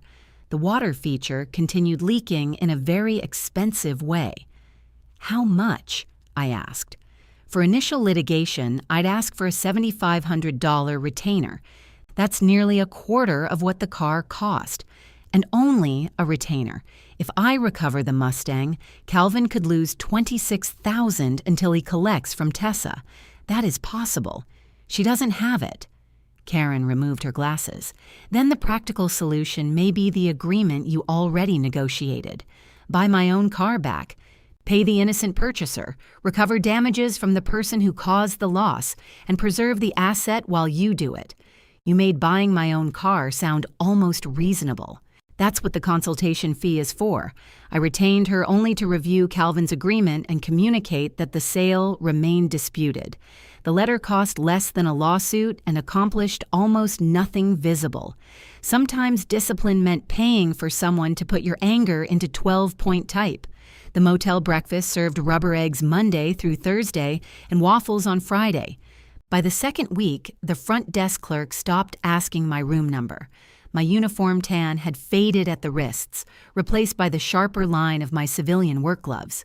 I worked at the hangar until 4, at Josie's until 8, and returned to the sailboat too tired to reread Tessa's messages. Mom texted photographs instead of questions. A tomato from her garden, the repaired ceiling, Dad's old radio on the kitchen counter. She seemed to be proving the house still existed. Tessa sent nothing. Ben lasted 9 days. He arrived at Josie's shop carrying a laptop bag and looking like he had slept in his clothes. I was replacing weather stripping on the Corvette while Josie argued with a supplier over speakerphone. "I need to talk to you," he said. "You look worse than I did after flying from Germany. I've been sleeping in our guest room. Not as good as Germany, then." He did not smile. We went into Josie's office. She took her supplier argument outside without being asked, though she left the glass door open. Ben set a folder on the desk. "I'm not giving you her business records," he said. "Then what's in the folder?" "Our household accounts. Things I'm legally allowed to share." I didn't touch it. Did Tessa agree? No. Then why are you here? Because you were right. There was no satisfaction in hearing it. He sat down and pressed his palms against his eyes. The 26 went into a business savings account she opened last year. 12 reimbursed the roof. 2,100 paid Elaine's taxes and penalties. 4,800 caught up our mortgage. The rest went to commercial rent, a food supplier, and 2 payroll runs. All gone? $382 left as of yesterday. I sat across from him. Did you know the business was that bad? No. I knew it had debt. I didn't know she was using new invoices to cover old ones. Has she been paying herself? Barely. That doesn't make the money hers. I know. He said it sharply, then looked ashamed. I separated my direct deposit from the joint account, he said. I froze the home equity line. I told her I won't sign another loan or let her move money without showing me the books. What did she say? That I was punishing her for helping my mother-in-law. Are you? I'm protecting what's left. The phrase sounded like something I would say. Maybe that was why it frightened him. Is she going to close the storefront? I asked. She says if she closes, she'll never rebuild. Can it make money? She has bookings. The operation could work smaller. No storefront, fewer fixed costs, rent a commercial kitchen when she needs it. That sounds obvious. It sounds obvious when the business isn't also the story she tells herself about who she is. Through the glass, Josie paced with the phone against her ear and made a gesture that suggested she was threatening to mail the supplier his own alternator. Ben turned Dad's notebook toward him. Calvin's price was visible on the open page. Are you really going to pay that if I have to? You shouldn't have to. No. He took an envelope from his jacket and set it beside the notebook. Inside was a cashier's check for $3,000. What is this? My savings. I pushed it back. Mara. No, I believed her. I defended her. You didn't sell the car. I benefited from the money. It paid my mortgage. You didn't know where it came from. I know now. The shame in his face was different from Tessa's. Hers turned outward, searching for someone who had forced her. His stayed where it landed. Then hold her accountable, I said. Don't buy relief from me. I don't know how. Start by not rescuing her from the consequences. He stared at the check. After a moment, he put it back in his jacket. Outside, Josie ended her call and came through the office door. Good news, she said. The supplier has discovered the concept of overnight shipping. She looked at Ben, then at the folder. Bad news? Ben stood. My wife spent everything. Josie's expression softened by half an inch. He walked to the door, then stopped. She wants everyone to think she did this for Elaine, he said. Some of it was for Elaine. Some was for the employees. Some was for us. And some was for her pride, I said. Ben nodded. That's the part she still thinks she can't afford to lose. After Ben left, Josie reached through the office doorway and took the folder off the desk. You gonna read all of that? Not tonight. Good. She put it in a filing cabinet, closed the drawer, and handed me a dust mask. What are we doing? Turning anxiety into primer. That's not how primer works. Not with that attitude. My first civilian paycheck arrived on a Thursday. I moved nearly all of it into the account marked Home, then changed the account name to Mustang because apparently naming things made me feel in control. The balance rose by an amount that looked respectable until I placed it beside Calvin's price. Motel rent pulled in the opposite direction. So did the attorney's bill, though Karen Holt had charged exactly what she promised and even rounded one phone call down, which I gathered was the legal equivalent of donating a kidney. At the hangar, Devin stopped asking whether I needed time to settle in. He started handing me the inspections everyone else had postponed. One cargo aircraft had an intermittent hydraulic pressure warning that 3 people blamed on a faulty sensor. Intermittent problems are where impatience goes to hide. I spent half a shift tracing wiring, found abrasion behind a clamp, and discovered a pin that backed out only when the harness warmed and shifted. Louise leaned over my shoulder as I held the connector. You could have just changed the sensor like a normal person, and when the warning came back, we'd change it again with confidence. Devin approved the repair and offered me Saturday overtime before remembering I had already volunteered for it. You know, overtime is optional here, he said. I've heard rumors. You're going to burn yourself out. I'm catching up on expenses. He nodded toward the parking lot. That why Josie Bell picks you up in a truck that sounds like a drawer full of silverware? The truck is fine.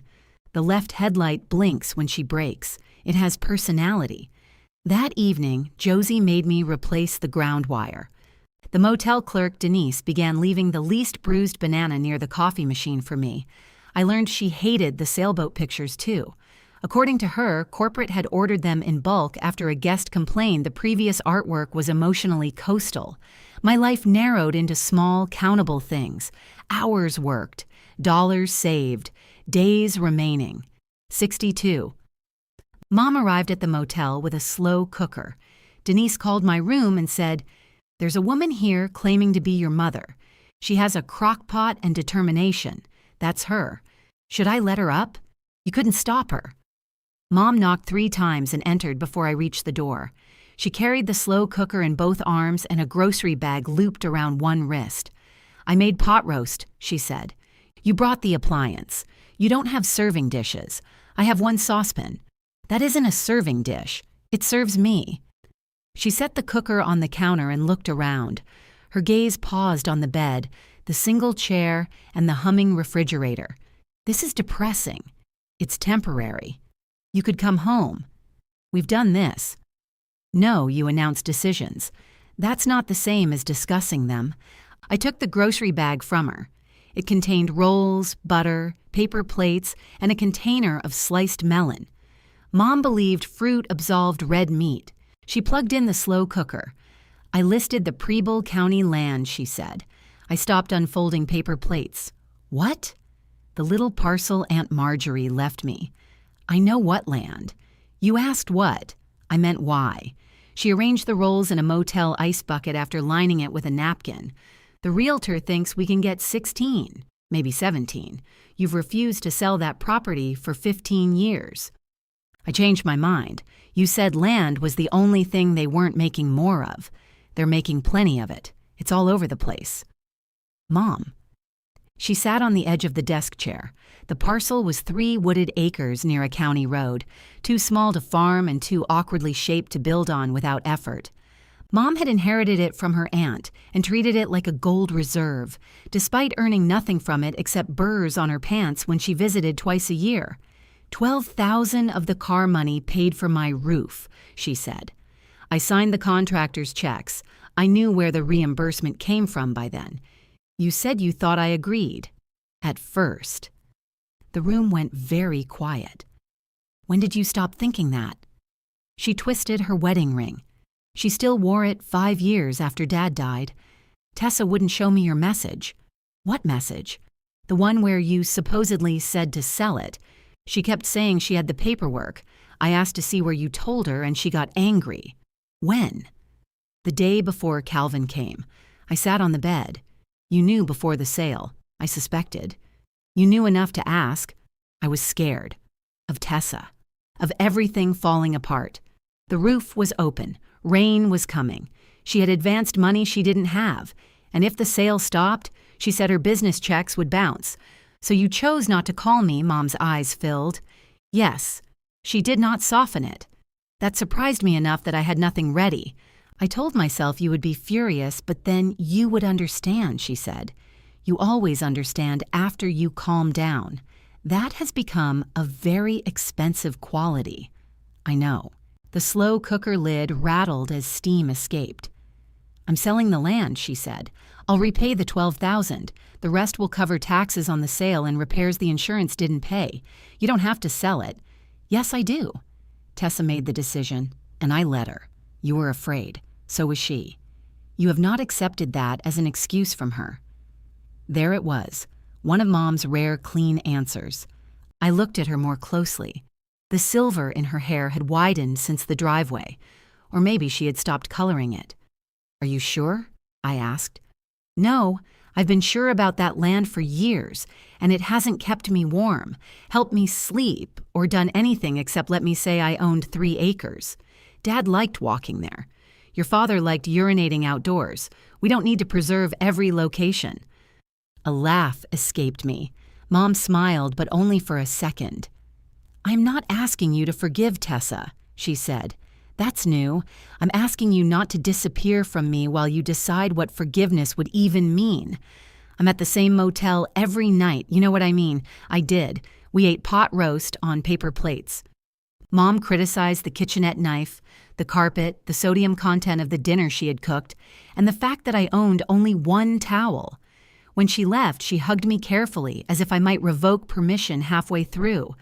I hugged her back, not because the land fixed anything, because she had finally named what she chose. Tessa's storefront went dark the following week. I noticed while driving one of Josie's customer cars back from an alignment shop. Mercer Table Events had occupied a brick unit between a flooring showroom and a tax preparation office. Usually, decorative lights glowed in the front windows above a display table set for a party no one was attending. That afternoon, brown paper covered the glass. I pulled into the lot. Ben's sedan was near the loading door. So was Tessa's SUV. The door stood open. Inside, stacks of white plates covered the floor. 2 stainless prep tables had been pushed toward the wall, and the framed photographs of elaborate dinners and corporate events were gone. Tessa came out of the kitchen carrying a box. She stopped when she saw me. Did Ben call you? No. Mom? I drove past. Then keep driving. I looked around. You're closing. I'm moving. Where? A shared commercial kitchen near Kettering. That sounds cheaper. I'm glad the Army has trained you in catering. The Army has trained me in buildings that cost too much to operate. She set the box on a folding table. Her hair was tied back with a blue bandana, and she wore one of Dad's old work shirts over leggings. I recognized the burn hole near the pocket. Why are you wearing that? I asked. It was in Mom's garage. I can see that. Do you own his shirts too? No, good. She picked up another box. I should have left. Instead, I carried a stack of folded linens toward the loading door. Tessa watched me. What are you doing? These are in the way. I don't need your help. Then enjoy the mystery of where I put them. The shared rhythm came back against our will. Tessa packed glassware. I taped boxes. Ben emerged from the rear carrying a tray rack, looked at us, and wisely said nothing. A restaurant equipment dealer arrived to inspect the convection ovens and warming cabinets. Tessa followed him with a clipboard, correcting his measurements and challenging every number he wrote. She fought for the value of each piece with the ferocity she should have shown when pricing my car. When the dealer left, she sat on an overturned milk crate. He offered $9,000 for equipment worth $32,000, she said. What's it worth used? More than $9,000. Then get another offer. I am. Ben carried 2 bottles of water over. He gave one to each of us. The landlord agreed to release the last 4 months if we're out by Friday, he said. Tessa looked at him. We. He held her gaze. We. Their marriage had not healed. It had stopped pretending nothing was wrong. Ben went back to the kitchen. Tessa peeled the label from her water bottle in thin strips. Mom told me about the land, I said. She shouldn't sell it. She says she benefited from the decision. She needed a roof. She needed a phone. Tessa looked toward the empty front windows. Deputy Alvarez called again, she said. He called me too. He wants a formal interview, then give him one. You understand I could be charged? Yes. She stared at me. You say that like it doesn't matter. It matters. It mattered before you did it. What do you want me to say? That I'm a terrible person? That I woke up and decided to steal from the brave soldier? I want you to stop describing what you did as helping Mom. I did help Mom, and your mortgage, and your rent, and your suppliers. I kept 8 people paid for 2 weeks. That was 2 weeks they could pay their bills. With money from a car you told yourself nobody needed. Her fingers tightened around the water bottle. I thought you'd be angry, she said. I thought you'd make me repay it over time, and in 6 months this would become another story about how Tessa made a mess and Mara handled it. You counted on me cleaning it up. I counted on you surviving it. The words came out before she could improve them. We both heard what lived underneath. Tessa looked down. I waited for her to take the next step, to admit that some part of her had wanted to test how much I could lose and still remain the family's strong one. She did not. Instead, she stood and crushed the empty bottle in her hand. The equipment dealer is coming back Friday, she said. Whatever I get above the kitchen deposit goes toward the car. How much? I don't know yet. Put it in writing. Her mouth twisted. Of course. Yes. Of course. She walked toward the kitchen, then turned. 54 days, right? I had not told her the deadline. Ben showed me the agreement, she said. And I know how to count too. She disappeared through the swinging door. I picked up the tape gun and sealed the next box. For the first time since I had come home, Tessa was moving toward the cost instead of explaining why it belonged to somebody else. It was not remorse, but it was movement. Movement, I learned, was noisy. For the next 3 hours, Tessa and I disagreed about tape, box labels, and whether linens needed to be separated by size. She wanted every carton organized for the new kitchen. I wanted the loading area clear before the rain started.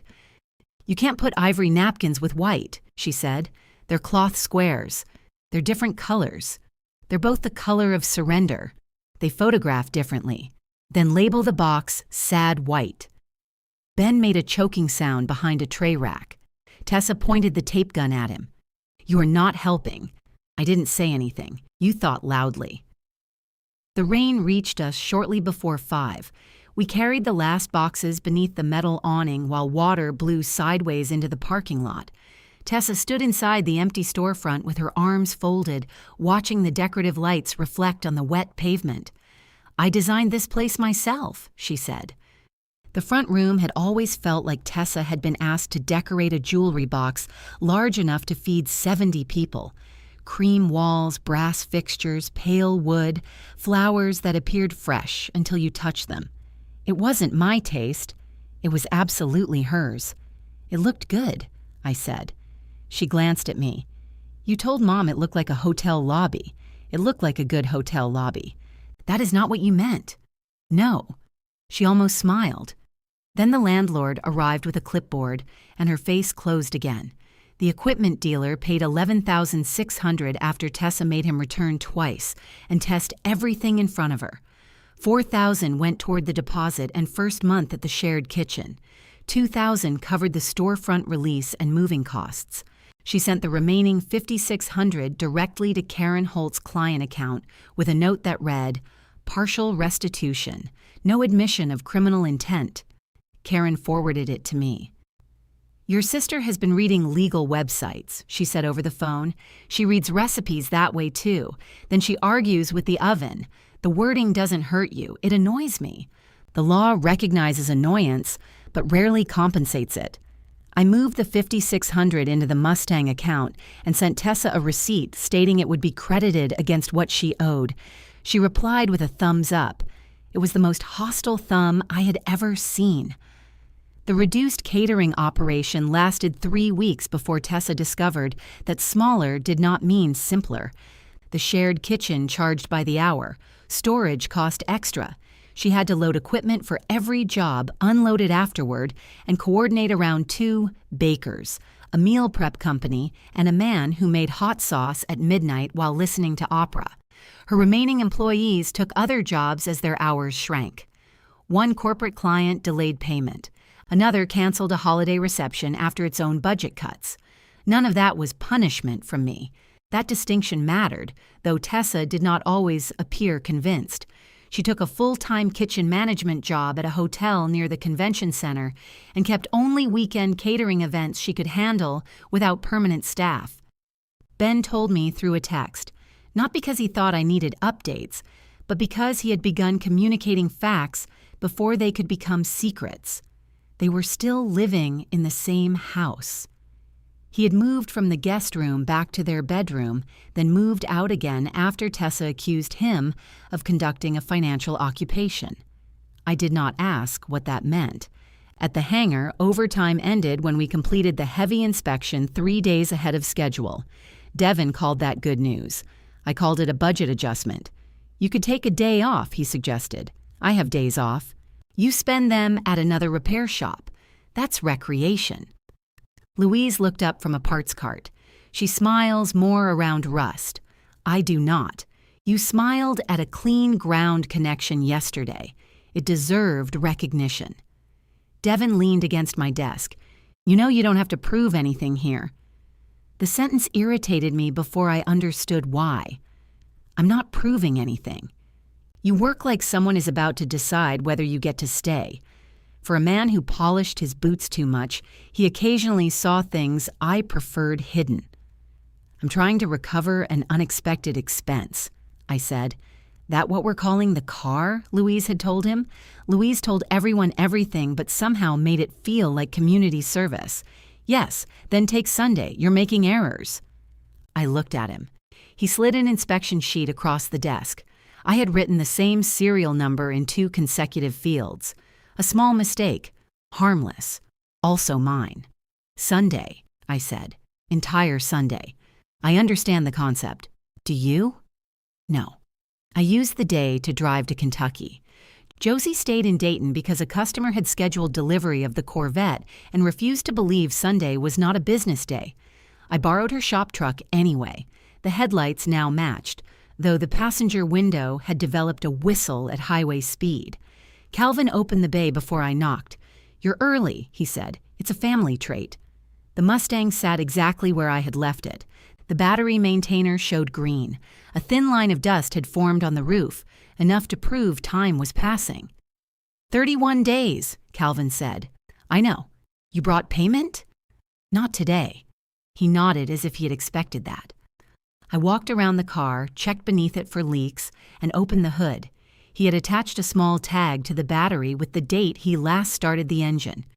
"You're keeping records." "I always keep records," I noticed. He had also placed my green shop rag in a sealed plastic bag. I left that beside the shifter. It had oil on it. It's a shop rag. It was touching the console. Are you preserving the car or preparing it for surgery? Both require cleanliness. The Labrador wandered in and pressed its head against my leg. Its collar tag said, "Lucy." "Traitor," Calvin told her. "She recognizes authority. She recognizes beef jerky." I had brought some because Josie claimed arriving empty-handed was rude. I gave Lucy a piece, proving both of us correct. Calvin stood beside the workbench while I checked the spare tire well. "How much have you recovered?" he asked. "From Tessa?" From whoever. 5,600. My mother has land under contract, and the rest? I have it. He studied me. Then why wait? Because it took 4 years to save. So I get paid twice more before the deadline. Tessa is working. The land may close. Every dollar they repay is a dollar I don't pull from the future I planned. He looked toward Ruth's photograph. I used to think waiting made money hurt less, he said. Did it? No. It gave me more time to imagine the hurt. That sounds relaxing. Ruth would have paid on day 1 and been angry for the remaining 89. I might have liked her. Everyone did. It was irritating. I lowered the trunk lid. Are you hoping I missed the deadline? I asked. Calvin took his time answering. I don't know. That honest? Yes. Unhelpful. You think because I know how your sister sold it, I stopped wanting it. No. I think wanting it became more complicated. That isn't the same thing. I know. He looked at the Mustang. I cleared a project slot, ordered reproduction parts, made room in my life for something I thought I had chosen. Now every time I look at it, I see another family standing around it. I'm sorry. You don't owe me that. Everyone owes everyone that. It's the preferred currency in my family. He smiled faintly. I have another car available, he said. A 66 Fastback in Tennessee. Needs more work and costs more. You gonna buy it if you pay me? The statement could have been pressure. It sounded more like permission for both of us to stop treating the Mustang as a contest. Before I left, he handed me an envelope. Inside was a revised expense sheet. He had received refunds on 2 parts deposits and the original shipping charge. The buyback total had dropped by $480. You didn't have to credit canceled parts, I said. I wasn't charged. You lost your project slot. I found another one. I looked toward Ruth's photograph. The Fastback? Maybe. He crossed his arms. Don't make sentiment out of accounting. I wouldn't dare. On the drive north, Mom called. The land buyer lowered his offer, she said. The survey found an access problem. How much? $13,500. Don't take a bad deal because of me. I'm not taking it because of you. Mom, I'm taking it because I don't want land I can't reach without asking a farmer named Dale to move his tractor. You've known about Dale for years. I'm tired of Dale. She accepted $12,800 after closing costs. The sale was scheduled 9 days before Calvin's deadline, which gave every ordinary delay the power to feel personal. Tessa's next payment arrived on the same Friday as my paycheck. $800. No legal phrase this time, just CAR. I sent the receipt. A minute later, she called. I got it, I said. That isn't why I called. I waited. In the background, dishes clattered and someone called for more onions. Tessa moved somewhere quieter. Deputy Alvarez said the prosecutor may offer a diversion agreement if you support it, she said. Karen mentioned it. You didn't tell me. I didn't know we were discussing your case together. If I repay everything and complete whatever they require, it may not become a conviction. That sounds like accountability. It sounds like you get to decide whether I lose my job. I don't decide. You used my signature. The hotel will fire me if I'm convicted of fraud. Then be honest with them before they find out. You think honesty fixes everything because you've never had to tell the truth when it made you look weak. I gripped the phone. That is not remotely true. Then tell me one. What? One truth that costs you something. The kitchen noise continued behind her. I looked through the shop window at the Mustang account open on my laptop. At the house listings, I still checked, even though I had stopped pretending I could buy one soon. At Dad's notebook lying beside my civilian badge. I came home planning to tell all of you I was leaving active duty, I said. Tessa went silent. I accepted a civilian job in Dayton months ago. I was going to buy a house here. You never told me. I wanted to do it in person. So while I was telling Calvin you weren't coming back, I was building a life around coming back. Her breath caught. For once, there was no defense ready. I didn't know, she said. No, you could have told me. I could have. The answer unsettled both of us. Tessa spoke more quietly. Will you support diversion? If it requires full repayment, an admission of what you did, and whatever else the prosecutor considers appropriate, I won't oppose it. That's not the same as supporting me. No, it's supporting a consequence that lets you keep working." She exhaled. "Thank you," she said, so reluctantly it sounded painful. When the call ended, I moved her $800 into the account. 31 days had become 24. The balance was enough. The repayment was not. For the first time, I understood those were two different deadlines. I stopped checking the Mustang account after that, not because the number no longer mattered, because I had begun using it to postpone a decision I had already made. Every small repayment let me pretend the car would return without touching the life I had planned. If only everyone behaved correctly and on schedule. Families rarely behaved correctly. Real estate never respected schedules. Mom's closing was delayed when Dale, the farmer she was tired of, refused to sign an access acknowledgement until his attorney reviewed language he had apparently ignored for 20 years. "I knew that man would become a problem," Mom said over the phone. "You've had Christmas pie with him. That was before he had an attorney. You sent him home with leftovers. I want the container back." The new closing date fell 2 days after Calvan's deadline. "He could extend it," Mom said. "He already gave me 90 days. You could ask. I'm done building solutions out of other people's patience." Mom went quiet. "I will get you the money," she said. "I know." "No, you say it like I'm offering to knit you a scarf. You've been knitting the same scarf since 2018. It's complicated. It's a rectangle. Your father distracted me. Dad has been gone 5 years, and I'm still distracted." There was something almost cheerful in arguing about the scarf. We stayed on the phone another 10 minutes, neither of us mentioning the car. Karen called the next day with the proposed diversion terms. Tessa would have to sign a factual admission, follow a restitution schedule, complete financial accountability counseling, and perform community service. If she complied, the charge would eventually be dismissed. If she failed, prosecution could resume. "Your sister's attorney wants the admission to say she reasonably believed the power of attorney allowed the sale," Karen said. "That isn't factual." "I agree. She told Ben I wanted it sold. She told Mom I sent a message. She told Calvin I had no attachment to it. People who believe they have permission don't invent permission for 3 different audiences." I made that point with fewer words. Did it work? Her attorney requested time to discuss it with her. How much time?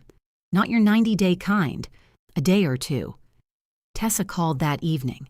I was standing in a rental duplex with a property manager named Stan, who wore shorts with a belt and referred to every small room as an intimate space. The duplex had 1 bedroom, sloping floors, and a narrow attached garage. The kitchen faucet squealed. The bedroom window faced a wooden fence. The garage was dry. I stepped onto the back patio to answer. "My attorney says you rejected the language," Tessa said, "because it's false. I had legal authority. You knew you didn't have permission. Those are different questions, not in the way you use them." Stan opened the back door. "Take your time. I'll be in the intimate dining area." I stared at him. He closed the door. "Where are you?" Tessa asked, looking at a rental. "You're leaving the motel?" "Eventually they'll ask me to pay for the sailboat." "What sailboat? It's been a difficult deployment." Wind moved through the maple branches beyond the fence. Tessa lowered her voice. "If I sign their version, I'm admitting I intentionally deceived everyone.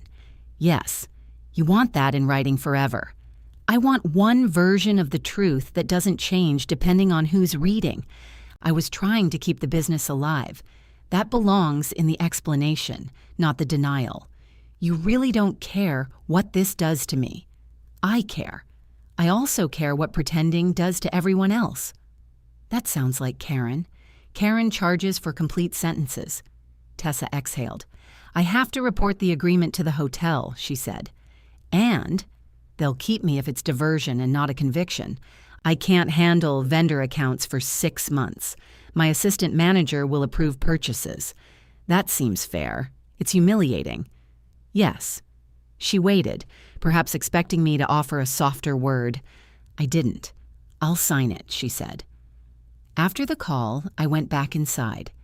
Stan stood beside a table-shaped patch of carpet.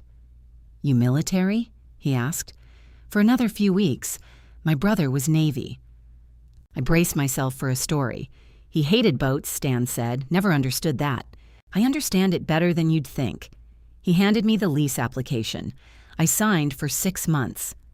The duplex did not resemble the brick house from my saved listings. Its garage fit one car if I folded the passenger mirror and developed confidence. The backyard consisted of a rectangle of grass and an air conditioning unit with a dent in its side. It was mine only in the sense that I paid to use it. That felt clean. Josie helped me move out of the motel using her shop truck. Denise came around the front desk to hug me and presented the sailboat picture wrapped in a towel. "I can't take that. Corporate sent 6 replacements. I don't want it. You've spent 2 months staring at it. That makes it family. I'm trying to improve my relationship with that concept." She put it in my arms anyway. Josie hung it in the duplex bathroom before I could stop her. "It's emotionally coastal," she said. My belongings filled less than half the bedroom. Clothes, 2 lamps, Dad's notebook, the cardboard box from Mom's laundry room, and kitchen supplies Josie bought from a thrift store after seeing my saucepan. "You did not need to buy me 6 forks. You've been eating yogurt with a plastic knife. It worked. It bent. It adapted." She opened the garage and measured the width with a tape. "Mustang fits. Barely. Barely is a measurement. You and Stan would get along." The first family dinner happened in my duplex because neutral territory had become a requirement. Mom brought meatloaf. Ben brought folding chairs. Tessa brought a bakery box and acted as though none of us should notice she had brought dessert from somewhere else. "I work in savory food now," she said when Mom looked at the label. "You used to make excellent pies," Mom replied. "I used to have staff." Ben unfolded a chair. "That bakery has won awards." "I didn't criticize the pie," Mom said. "I said she could make one." "That is criticism wearing a cardigan," Tessa said. Mom adjusted her cardigan. We ate from paper plates on the counter because I did not own a dining table. Ben asked about the aviation job. Mom asked whether Devin was married because she could turn any professional conversation into a census. Josie had been invited but claimed she needed to inventory bolts, which was her version of tact. No one mentioned the Mustang until Tessa set an envelope beside my plate. "Another 800, she said. I opened it. "You could transfer this. My attorney says cashier's checks establish a clean record. Your attorney probably has a table." "He does. It's ugly." Mom looked between us. "How much is left?" $26,680, I said. Her fork stopped. "After what Tessa paid?" "That's the amount to Calvin. What she paid replaces some of my savings when the car comes back, and the land will replace 12.8 when it closes. I'm sorry about Dale. It isn't your fault. It feels like it." Ben cut his meatloaf into small, precise squares. Tessa leaned back in her chair. "When are you paying Calvin?" I took a drink of water. "Tomorrow." Mom stared at me. "All of it?" "Yes, from your house account." "It isn't a house account anymore." Tessa looked around the duplex, at the folding chairs, the thrift store forks, the narrow garage visible through the kitchen door. "You signed a lease," she said, "for 6 months. You could still buy after the land closes." "Maybe. You said you had 31,000. I did. How much will you have left?" "Enough. That's not a number." "It was good enough when you described your business." Her face tightened. Ben put down his fork. "Mara." "No.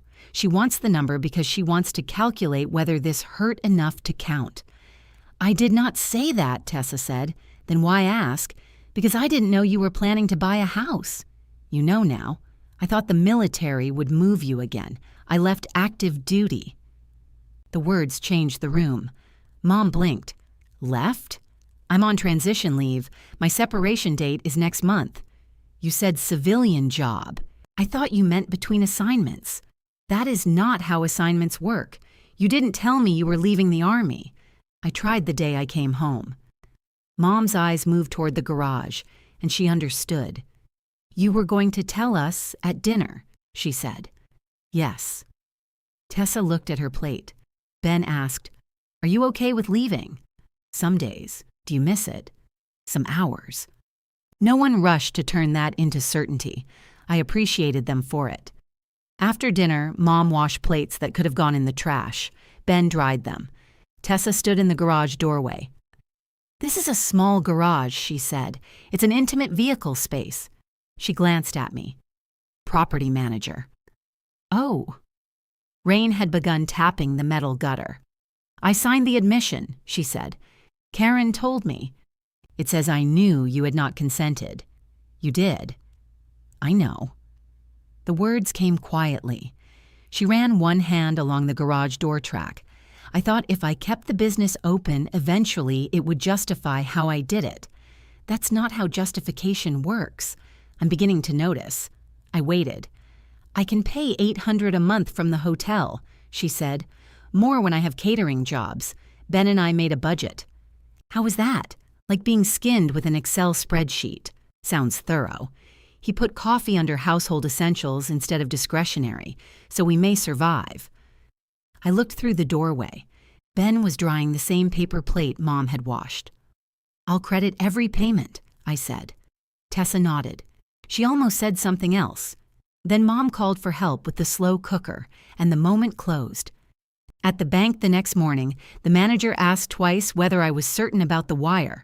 Yes, because once funds are sent, I understand. He rotated the monitor so I could verify the account number. Calvin's name appeared above it. The transfer amount sat in a white box, $26,680. I thought of the brick houses I had bookmarked, the down payment estimate, a garage wide enough to open both doors.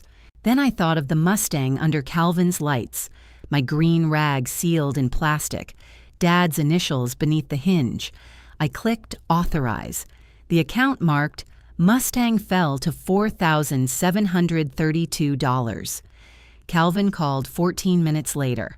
"The wire cleared," he said. "When can I get it?" "I'll have the title transfer and bill of sale ready Saturday. I'll bring a trailer.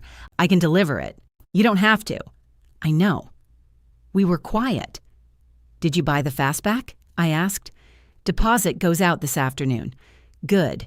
It needs floor pans." "Are you sure?" "I've learned to verify." When the call ended, I printed the confirmation and placed it inside Dad's notebook. I had bought my own car back. It felt nothing like winning. The confirmation page remained on my desk until the ink cooled. Then I folded it once, unfolded it, and put it back in Dad's notebook because the crease annoyed me. Josie found me in the duplex garage that evening, sweeping a floor that was already clean. "You're nesting," she said. "I'm removing debris. You moved a box of perfectly good debris 3 inches to the left. It was blocking the outlet." She set a roll of blue painter's tape on the workbench. "What's that for?" "Width markers," I measured. "You measured the door opening. You didn't account for where the driver's door can open once the car is inside. I can climb through the window. You're 37. I'm flexible. You make noise when you stand up. That's tactical breathing." We taped lines on the floor and positioned rubber wheel stops so the Mustang would sit close enough to the passenger wall for me to open the driver's door. The result left 6 inches behind the rear bumper and required the garbage bin to live outside.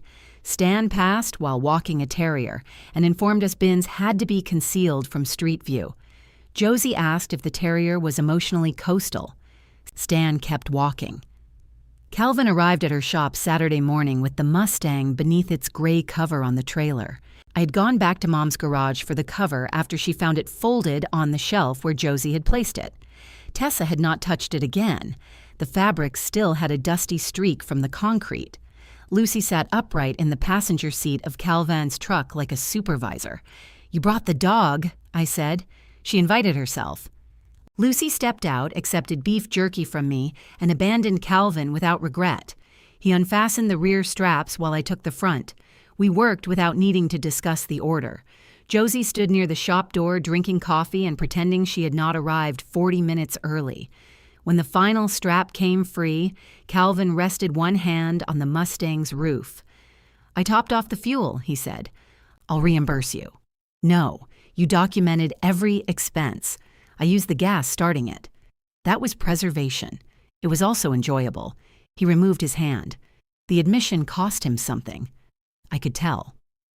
Josie guided while I backed the Mustang off the trailer. The clutch engaged smoothly. The tires touched pavement, and the car rolled into the shop under its own power. Nothing dramatic happened. No crowd appeared. The sky did not recognize the moment. A delivery van honked on the street because Calvin's trailer blocked half the lane. It was exactly right. Inside the office, Calvin signed the title transfer and a bill of sale for the amount I had paid. Karen had reviewed both. The paper described the transaction as a repurchase without resolving the disputed validity of Tessa's sale. Ordinary language for an unreasonable journey. Calvin handed me the clean key tag, the canceled parts orders, and my green shop rag still sealed in plastic. You could have taken it out, I said. I didn't know if it mattered. It's a rag. You drove 4 hours to put it back. I opened the bag and tucked it into the pocket of my coveralls. You get your fastback? Josie asked him. Seller accepted the deposit. Send photographs before you order floor pans.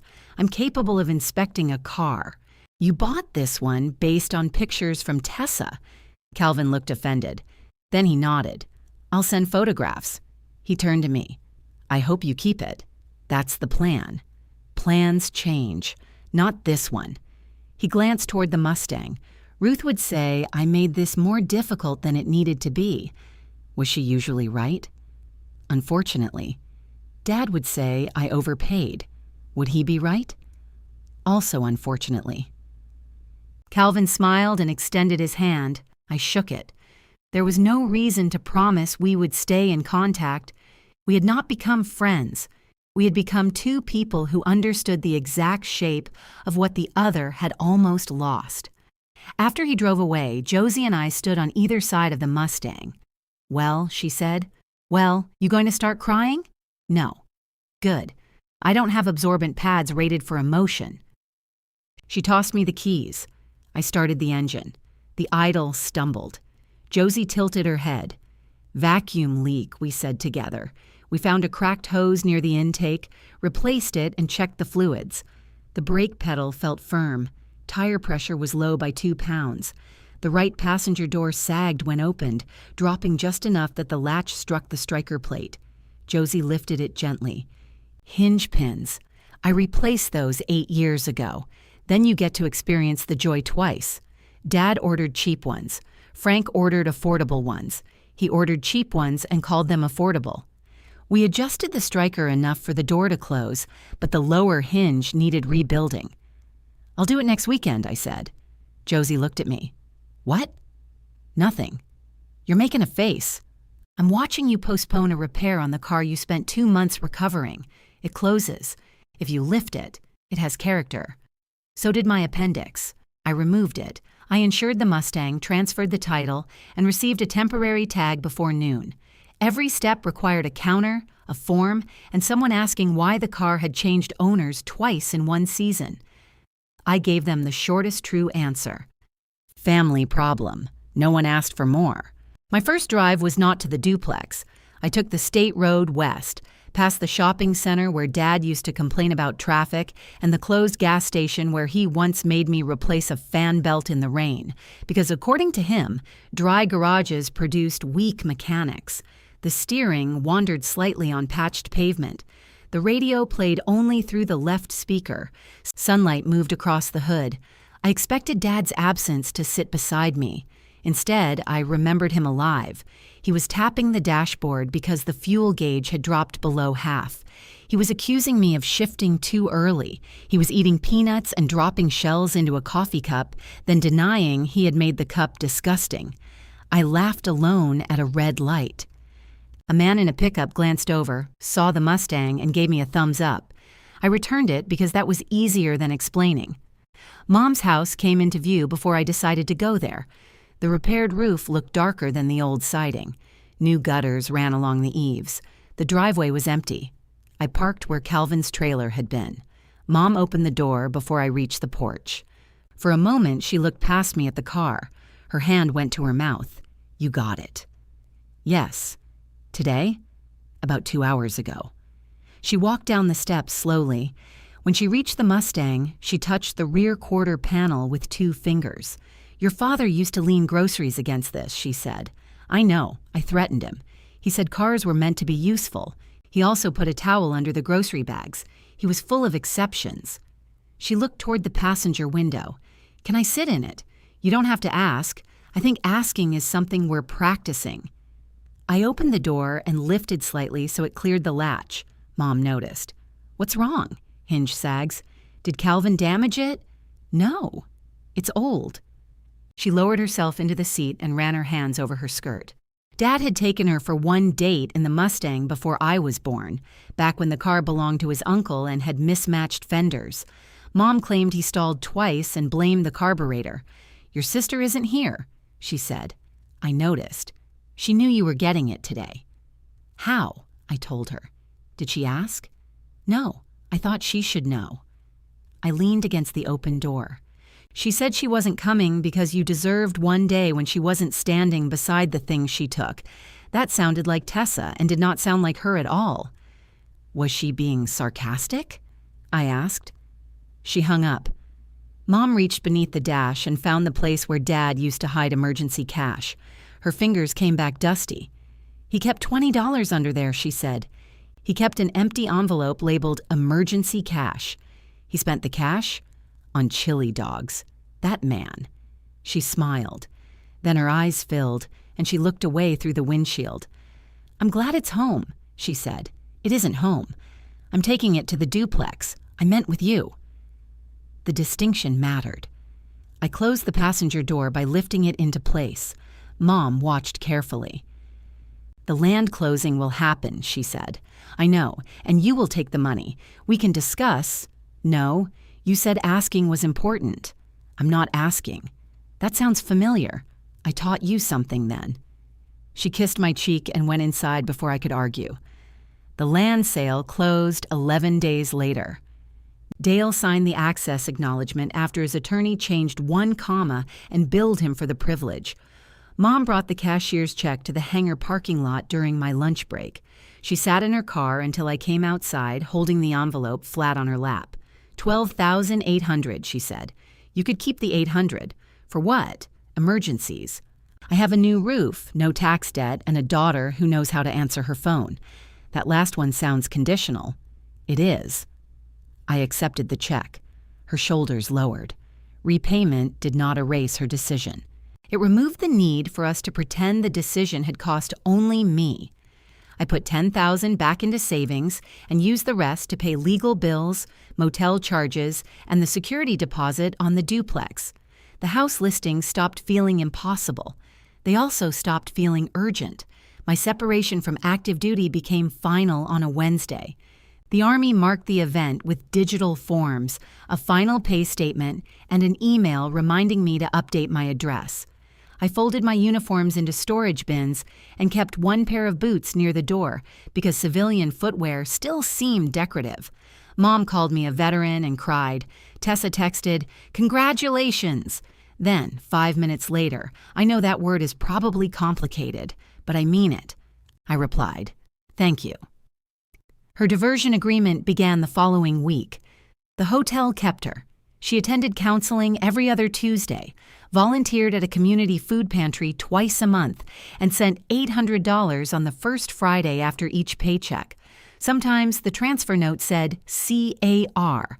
Sometimes it said restitution, which meant she had been angry with her attorney. Once it said sad white napkins. I laughed hard enough that Louise came into my office to see if I was choking. Ben and Tessa stayed married.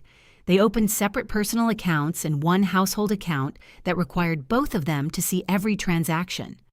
Ben called it transparency. Tessa called it financial probation. Neither word was entirely wrong. She kept weekend catering jobs and became good at using the shared kitchen. She no longer pretended the business was about to return to its old size. When someone asked, she said she was rebuilding smaller. That was the first honest business plan I had heard from her. The Mustang spent weekdays in my narrow garage and Saturdays at Josie's. We replaced hoses, adjusted the steering, repaired the right speaker, and cleaned the contacts behind the fuel gauge. I kept postponing the passenger door hinge. It closed if I lifted it. I had become accustomed to compensating. Josie noticed and stopped mentioning it, which should have warned me. 4 months after the day I came home, I arrived at her shop early on a Saturday and found a hinge kit laid out on the workbench beside 2 wrenches and a rubber mallet. A note rested on top. "Stop adapting to broken things." "Subtle," I called. Josie's voice came from the office. "You respond poorly to poetry." I removed the passenger door panel and supported the door with a padded jack. The upper pin came out easily. The lower one fought. I was lying on my side, reaching for the longer wrench, when a pair of black non-slip kitchen shoes stopped beside the car. Tessa wore her hotel uniform, charcoal pants, and a white chef's jacket beneath a raincoat. She held a cashier's check envelope in one hand. Her gaze traveled over the green paint, the open passenger door, and Dad's initials beneath the raised hood. She had not seen the Mustang since the trailer left Mom's driveway. "I can come back," she said. I sat up. Rain tapped against the shop's metal roof. From the office, Josie lowered the radio until the shop became quiet. Tessa set the envelope on the workbench. "800, she said. "And I need to tell you something before I lose my nerve." "Then don't lose it," I said. Tessa gave a nervous laugh. "That's your response. You drove here in the rain before a hotel shift to say something you think might make me hate you more. I'm trying to support the effort. That sounds supportive to you?" "It's new for me." She removed her raincoat and hung it on the back of a metal chair. Her chef's jacket was already wrinkled at the waist. A red sauce stain marked one cuff. Josie appeared in the office doorway holding 2 mugs. "Coffee?" Tessa looked at her. "Were you listening? The acoustics are excellent." "You turned off the radio. The radio was distracting me from my work." "What work?" Josie looked down at the mugs. "Coffee management." I took one from her. "Give us a minute." Josie nodded. She set the other mug near Tessa, returned to the office, and closed the glass door. Then she opened it again, took a box of invoices from her desk, and carried them into the parts room where she could still see us through a narrow window. "Subtle," Tessa said. "She's improving." Tessa looked at the open passenger door. The padded jack supported its weight while the lower hinge hung without a pin. What happened to it? It got old. Did Calvin? No. She nodded. "Okay. Your nerve has a limited shelf life," I said. "Use it." Tessa pressed both palms against the edge of the workbench. "I didn't sell the Mustang because I thought you didn't care about it." I set down my coffee. "I knew you cared." Rain filled the silence. Tessa stared at the envelope containing her payment. When Morrow canceled, I had 6 weeks where I kept telling everyone the next contract would replace it. I thought if I acted normal, the business would become normal again. Then Mom's roof opened up, and the insurance company started asking for things no one had. Ben was talking about refinancing our mortgage, but he didn't know I had already missed payments. Payroll was coming. The supplier put us on hold. I know the numbers. You know them now. Yes. She rubbed her thumb over a scratch in the workbench.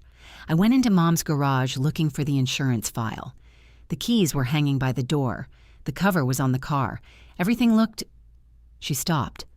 "What?" "Protected." The word came out bitter. I had 6 people texting me about checks. Mom was crying about rain. Ben kept asking if the Morrow invoice had cleared, and your car was sitting there under a custom cover with the tires off the concrete and the gas treated like it had been tucked into bed. It was stored correctly. I know. You make that sound offensive. It was offensive to me then. She looked at the Mustang. I thought, of course Mara planned for this. Mara had labels on the battery cables and a checklist taped inside the cabinet. Mara's one object was safer than my whole life. I left a checklist because I wasn't here. I know that now, too. You knew it then. Yes. Her honesty had stopped sounding reluctant. Now it sounded like each word required her to set down something she had carried too far. I called the dealer whose card Dad kept in his notebook, she continued. He offered $19,000. I knew that was too low, so I listed it myself. I told myself that getting more made it responsible. 26 was still low. I wanted it sold before you came home. You thought I had another month? Yes. If Calvin hadn't taken it that Friday, he would have come Saturday. And when were you going to tell me? After the roof was finished, after payroll cleared, after I had a plan to repay you. You had no plan. I had numbers on a legal pad. That is not a plan. They had arrows. I almost laughed. Tessa saw it and almost did too. Neither of us let the moment become an escape. When Calvin asked why you were selling, she said, I told him what I thought would stop the questions. Career army, overseas, not coming back, doesn't attach to things. You told him I had moved my belongings. I had emptied the glove box. That's not moving. I know, you keep saying that. Because every part of this got worse once I stopped pretending I misunderstood it. She picked up the coffee Josie had left and took a sip. Her face tightened. It's terrible. It's been on the warmer since 6. Why would anyone do that? Josie considers freshness a weakness. From the parts room came a drawer closing harder than necessary. Tessa set the mug down. When Calvin asked whether the price was firm, I almost raised it. Then I imagined you coming home and seeing the garage empty. My hands went still. She swallowed. I imagined you being angry, not army calm, not disappointed in all of us, angry enough that Mom would finally stop saying you were fine, angry enough that Ben would stop comparing every mess I made to how organized you were. Ben did that? Not directly. He would say, Mara keeps an emergency account, or Mara signed everything before she left. You were the invisible third person in every financial argument. I didn't know. No, you didn't. That was between you and Ben, I know. This time the words cracked. I was jealous of a person who wasn't even in the room, she said. I was angry at Dad for teaching you things he never knew how to teach me. Angry at Mom for calling me whenever something broke and calling you whenever she wanted to feel proud. Angry at you for leaving and still somehow being the one everyone thought was dependable. I was dependable. So was I. Sometimes. Her eyes flashed. Then she nodded. Sometimes. I leaned against the Mustang's fender. You stayed when Dad was sick, I said. You took him to appointments. You handled Mom's insurance calls. I came home when I could and asked what needed fixing because fixing was the part I understood. You changed the water heater the day before he died. It was leaking. He wanted you to sit down. I sat with him later. For 20 minutes. Then your unit called. I remember, you always had a reason. Yes, I never knew if I was allowed to resent that. You were allowed. Then you would mention someone in your unit whose father died while they were deployed, and I'd feel petty. I wasn't trying to make you feel petty. You were trying to remind me your life was hard too. It was, I know. We stood on opposite sides of the same argument and finally stopped insisting only one side had weight. Tessa wiped beneath one eye with the back of her hand. Selling the car was not about helping Mom, she said. Not entirely. It was not even entirely about the business. I waited. I knew it would hurt you. I counted on it hurting you. The rain softened against the roof. I told myself you would survive, she said. Mara survives deployments. Mara survives Dad dying. Mara survives every place she leaves. You would yell, I would repay you, and eventually you'd handle it. You wanted the strong sister to handle being robbed. I wanted the strong sister to hurt for once. She did not look away. There it was. Not a misunderstanding. Not a pressure calculation. The small, ugly wish beneath all the useful reasons. My first response was not anger. It was relief. Anger followed. You could have told me you hated me. I don't hate you. You hated me enough to sell Dad's car. I hated what I thought you got to be. And now I know you were saving for a house. I know you were leaving the army. I know you kept that stupid mug because Dad gave it to you. I know you slept in a motel and worked 2 jobs to buy back something I took. You knew enough before. Yes. I stepped closer. I did survive it. Tessa nodded, crying openly now. That was never the same as permission? I know. No. Listen to me. She did. You don't get to use my ability to recover as part of your risk calculation. You don't get to decide I can afford the loss because I'm likely to keep standing. Surviving is what happens after someone hurts you. It is not consent given before. I understand. You understand the sentence. Her mouth trembled. Then she said, I understand why you said that to Calvin. The anger in me shifted, not gone, but no longer searching for a place to land. Tessa looked toward the office. Josie was no longer visible in the parts room window. She had given up pretending and gone somewhere else. Are you asking me to forgive you? I said. No. That surprised me.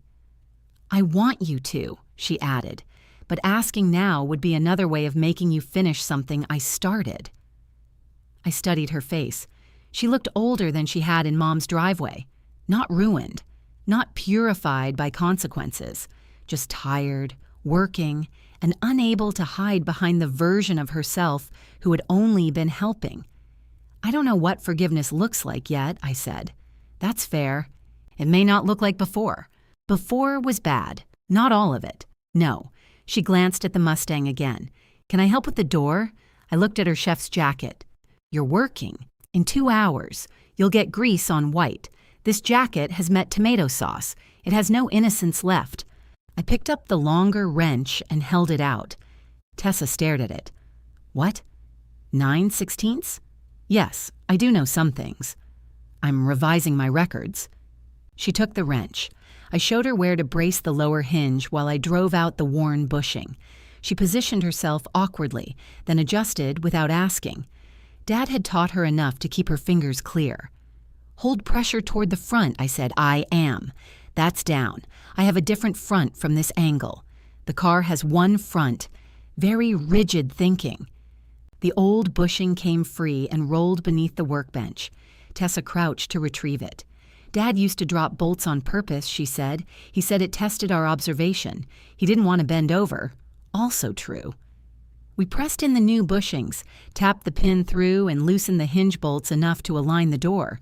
Tessa supported the outer edge while I checked the body gap. Up 1/8, I said. How much is that in normal person language? Barely. Barely is a measurement. I looked at her. Josie said that. You're spending too much time together. We lifted. The first attempt left the rear edge too high. The second made the latch scrape. By the fourth, Tessa's jacket sleeve had a black streak. My knuckles were bleeding, and both of us had stopped trying to sound unaffected. Josie returned carrying a fresh pot of coffee. You two rebuild the entire body? The door is difficult, Tessa said. The door is metal. It has no intentions. Tell Mara I have. She assigned it character. Josie inspected the gap without touching anything. Rear needs to come out a hair. A human hair or one of yours? I asked. Josie ran a hand over her close-cropped gray hair. Tessa, she's insulting a person who owns 3 rubber mallets. Tessa looked at me. Risk calculation. I laughed. It came out before I could decide whether the moment deserved it. Tessa laughed too, then covered her mouth as if she had violated a rule. The laugh did not fix us. It did not need to. We loosened the bolts one final time. Tessa held the door steady while I made the adjustment and tightened the hinge. Try it, I said. She lowered the door from the jack, opened it wide, and swung it closed. The latch met the striker with a clean, solid click. None of us spoke. Tessa put her palm against the door as if she expected it to move. Again, Josie said. Tessa opened it and closed it. Click. Acceptable, Josie said. High praise, I told Tessa. She wiped the wrench with a rag before placing it on the bench. Dad had taught her that. Or maybe I had. Some knowledge no longer belonged to one moment. I should go, she said. She picked up her raincoat, then remembered the envelope. I opened it and checked the amount. $800, I said. I can make it $1,200 next month. The hotel gave me another event, and the shared kitchen, pay the agreed amount. I want to finish sooner. Then finish sooner because your budget allows it, not because you think speed changes what happened. She absorbed that. 800, she said, next month. And I call before touching anything that belongs to you. That would be a strong policy. What if Mom asks me to renew your registration? Run. Tessa smiled. At the shop door, she stopped. Dinner tomorrow? At Mom's? She promised no chili. Turkey or otherwise, I made her specify. I'll come. Tessa nodded and stepped into the thinning rain. Josie watched her SUV leave, then looked at the Mustang's passenger door. Want me to test it? No. You trust the work? I was standing here. That wasn't my question. I opened the door and closed it myself. Click. Josie returned to the office, taking the bad coffee with her. I started the Mustang and backed out of the shop. The rain had washed the street clean, and a strip of blue opened beneath the clouds to the west. At the first intersection, the road left led toward Mom's house. Right led to the duplex. I went straight. The engine warmed. The right speaker crackled, then joined the left. When I shifted into third, the passenger door stayed quiet beside me, holding exactly where we had set it. I drove with both windows down until the rain stopped.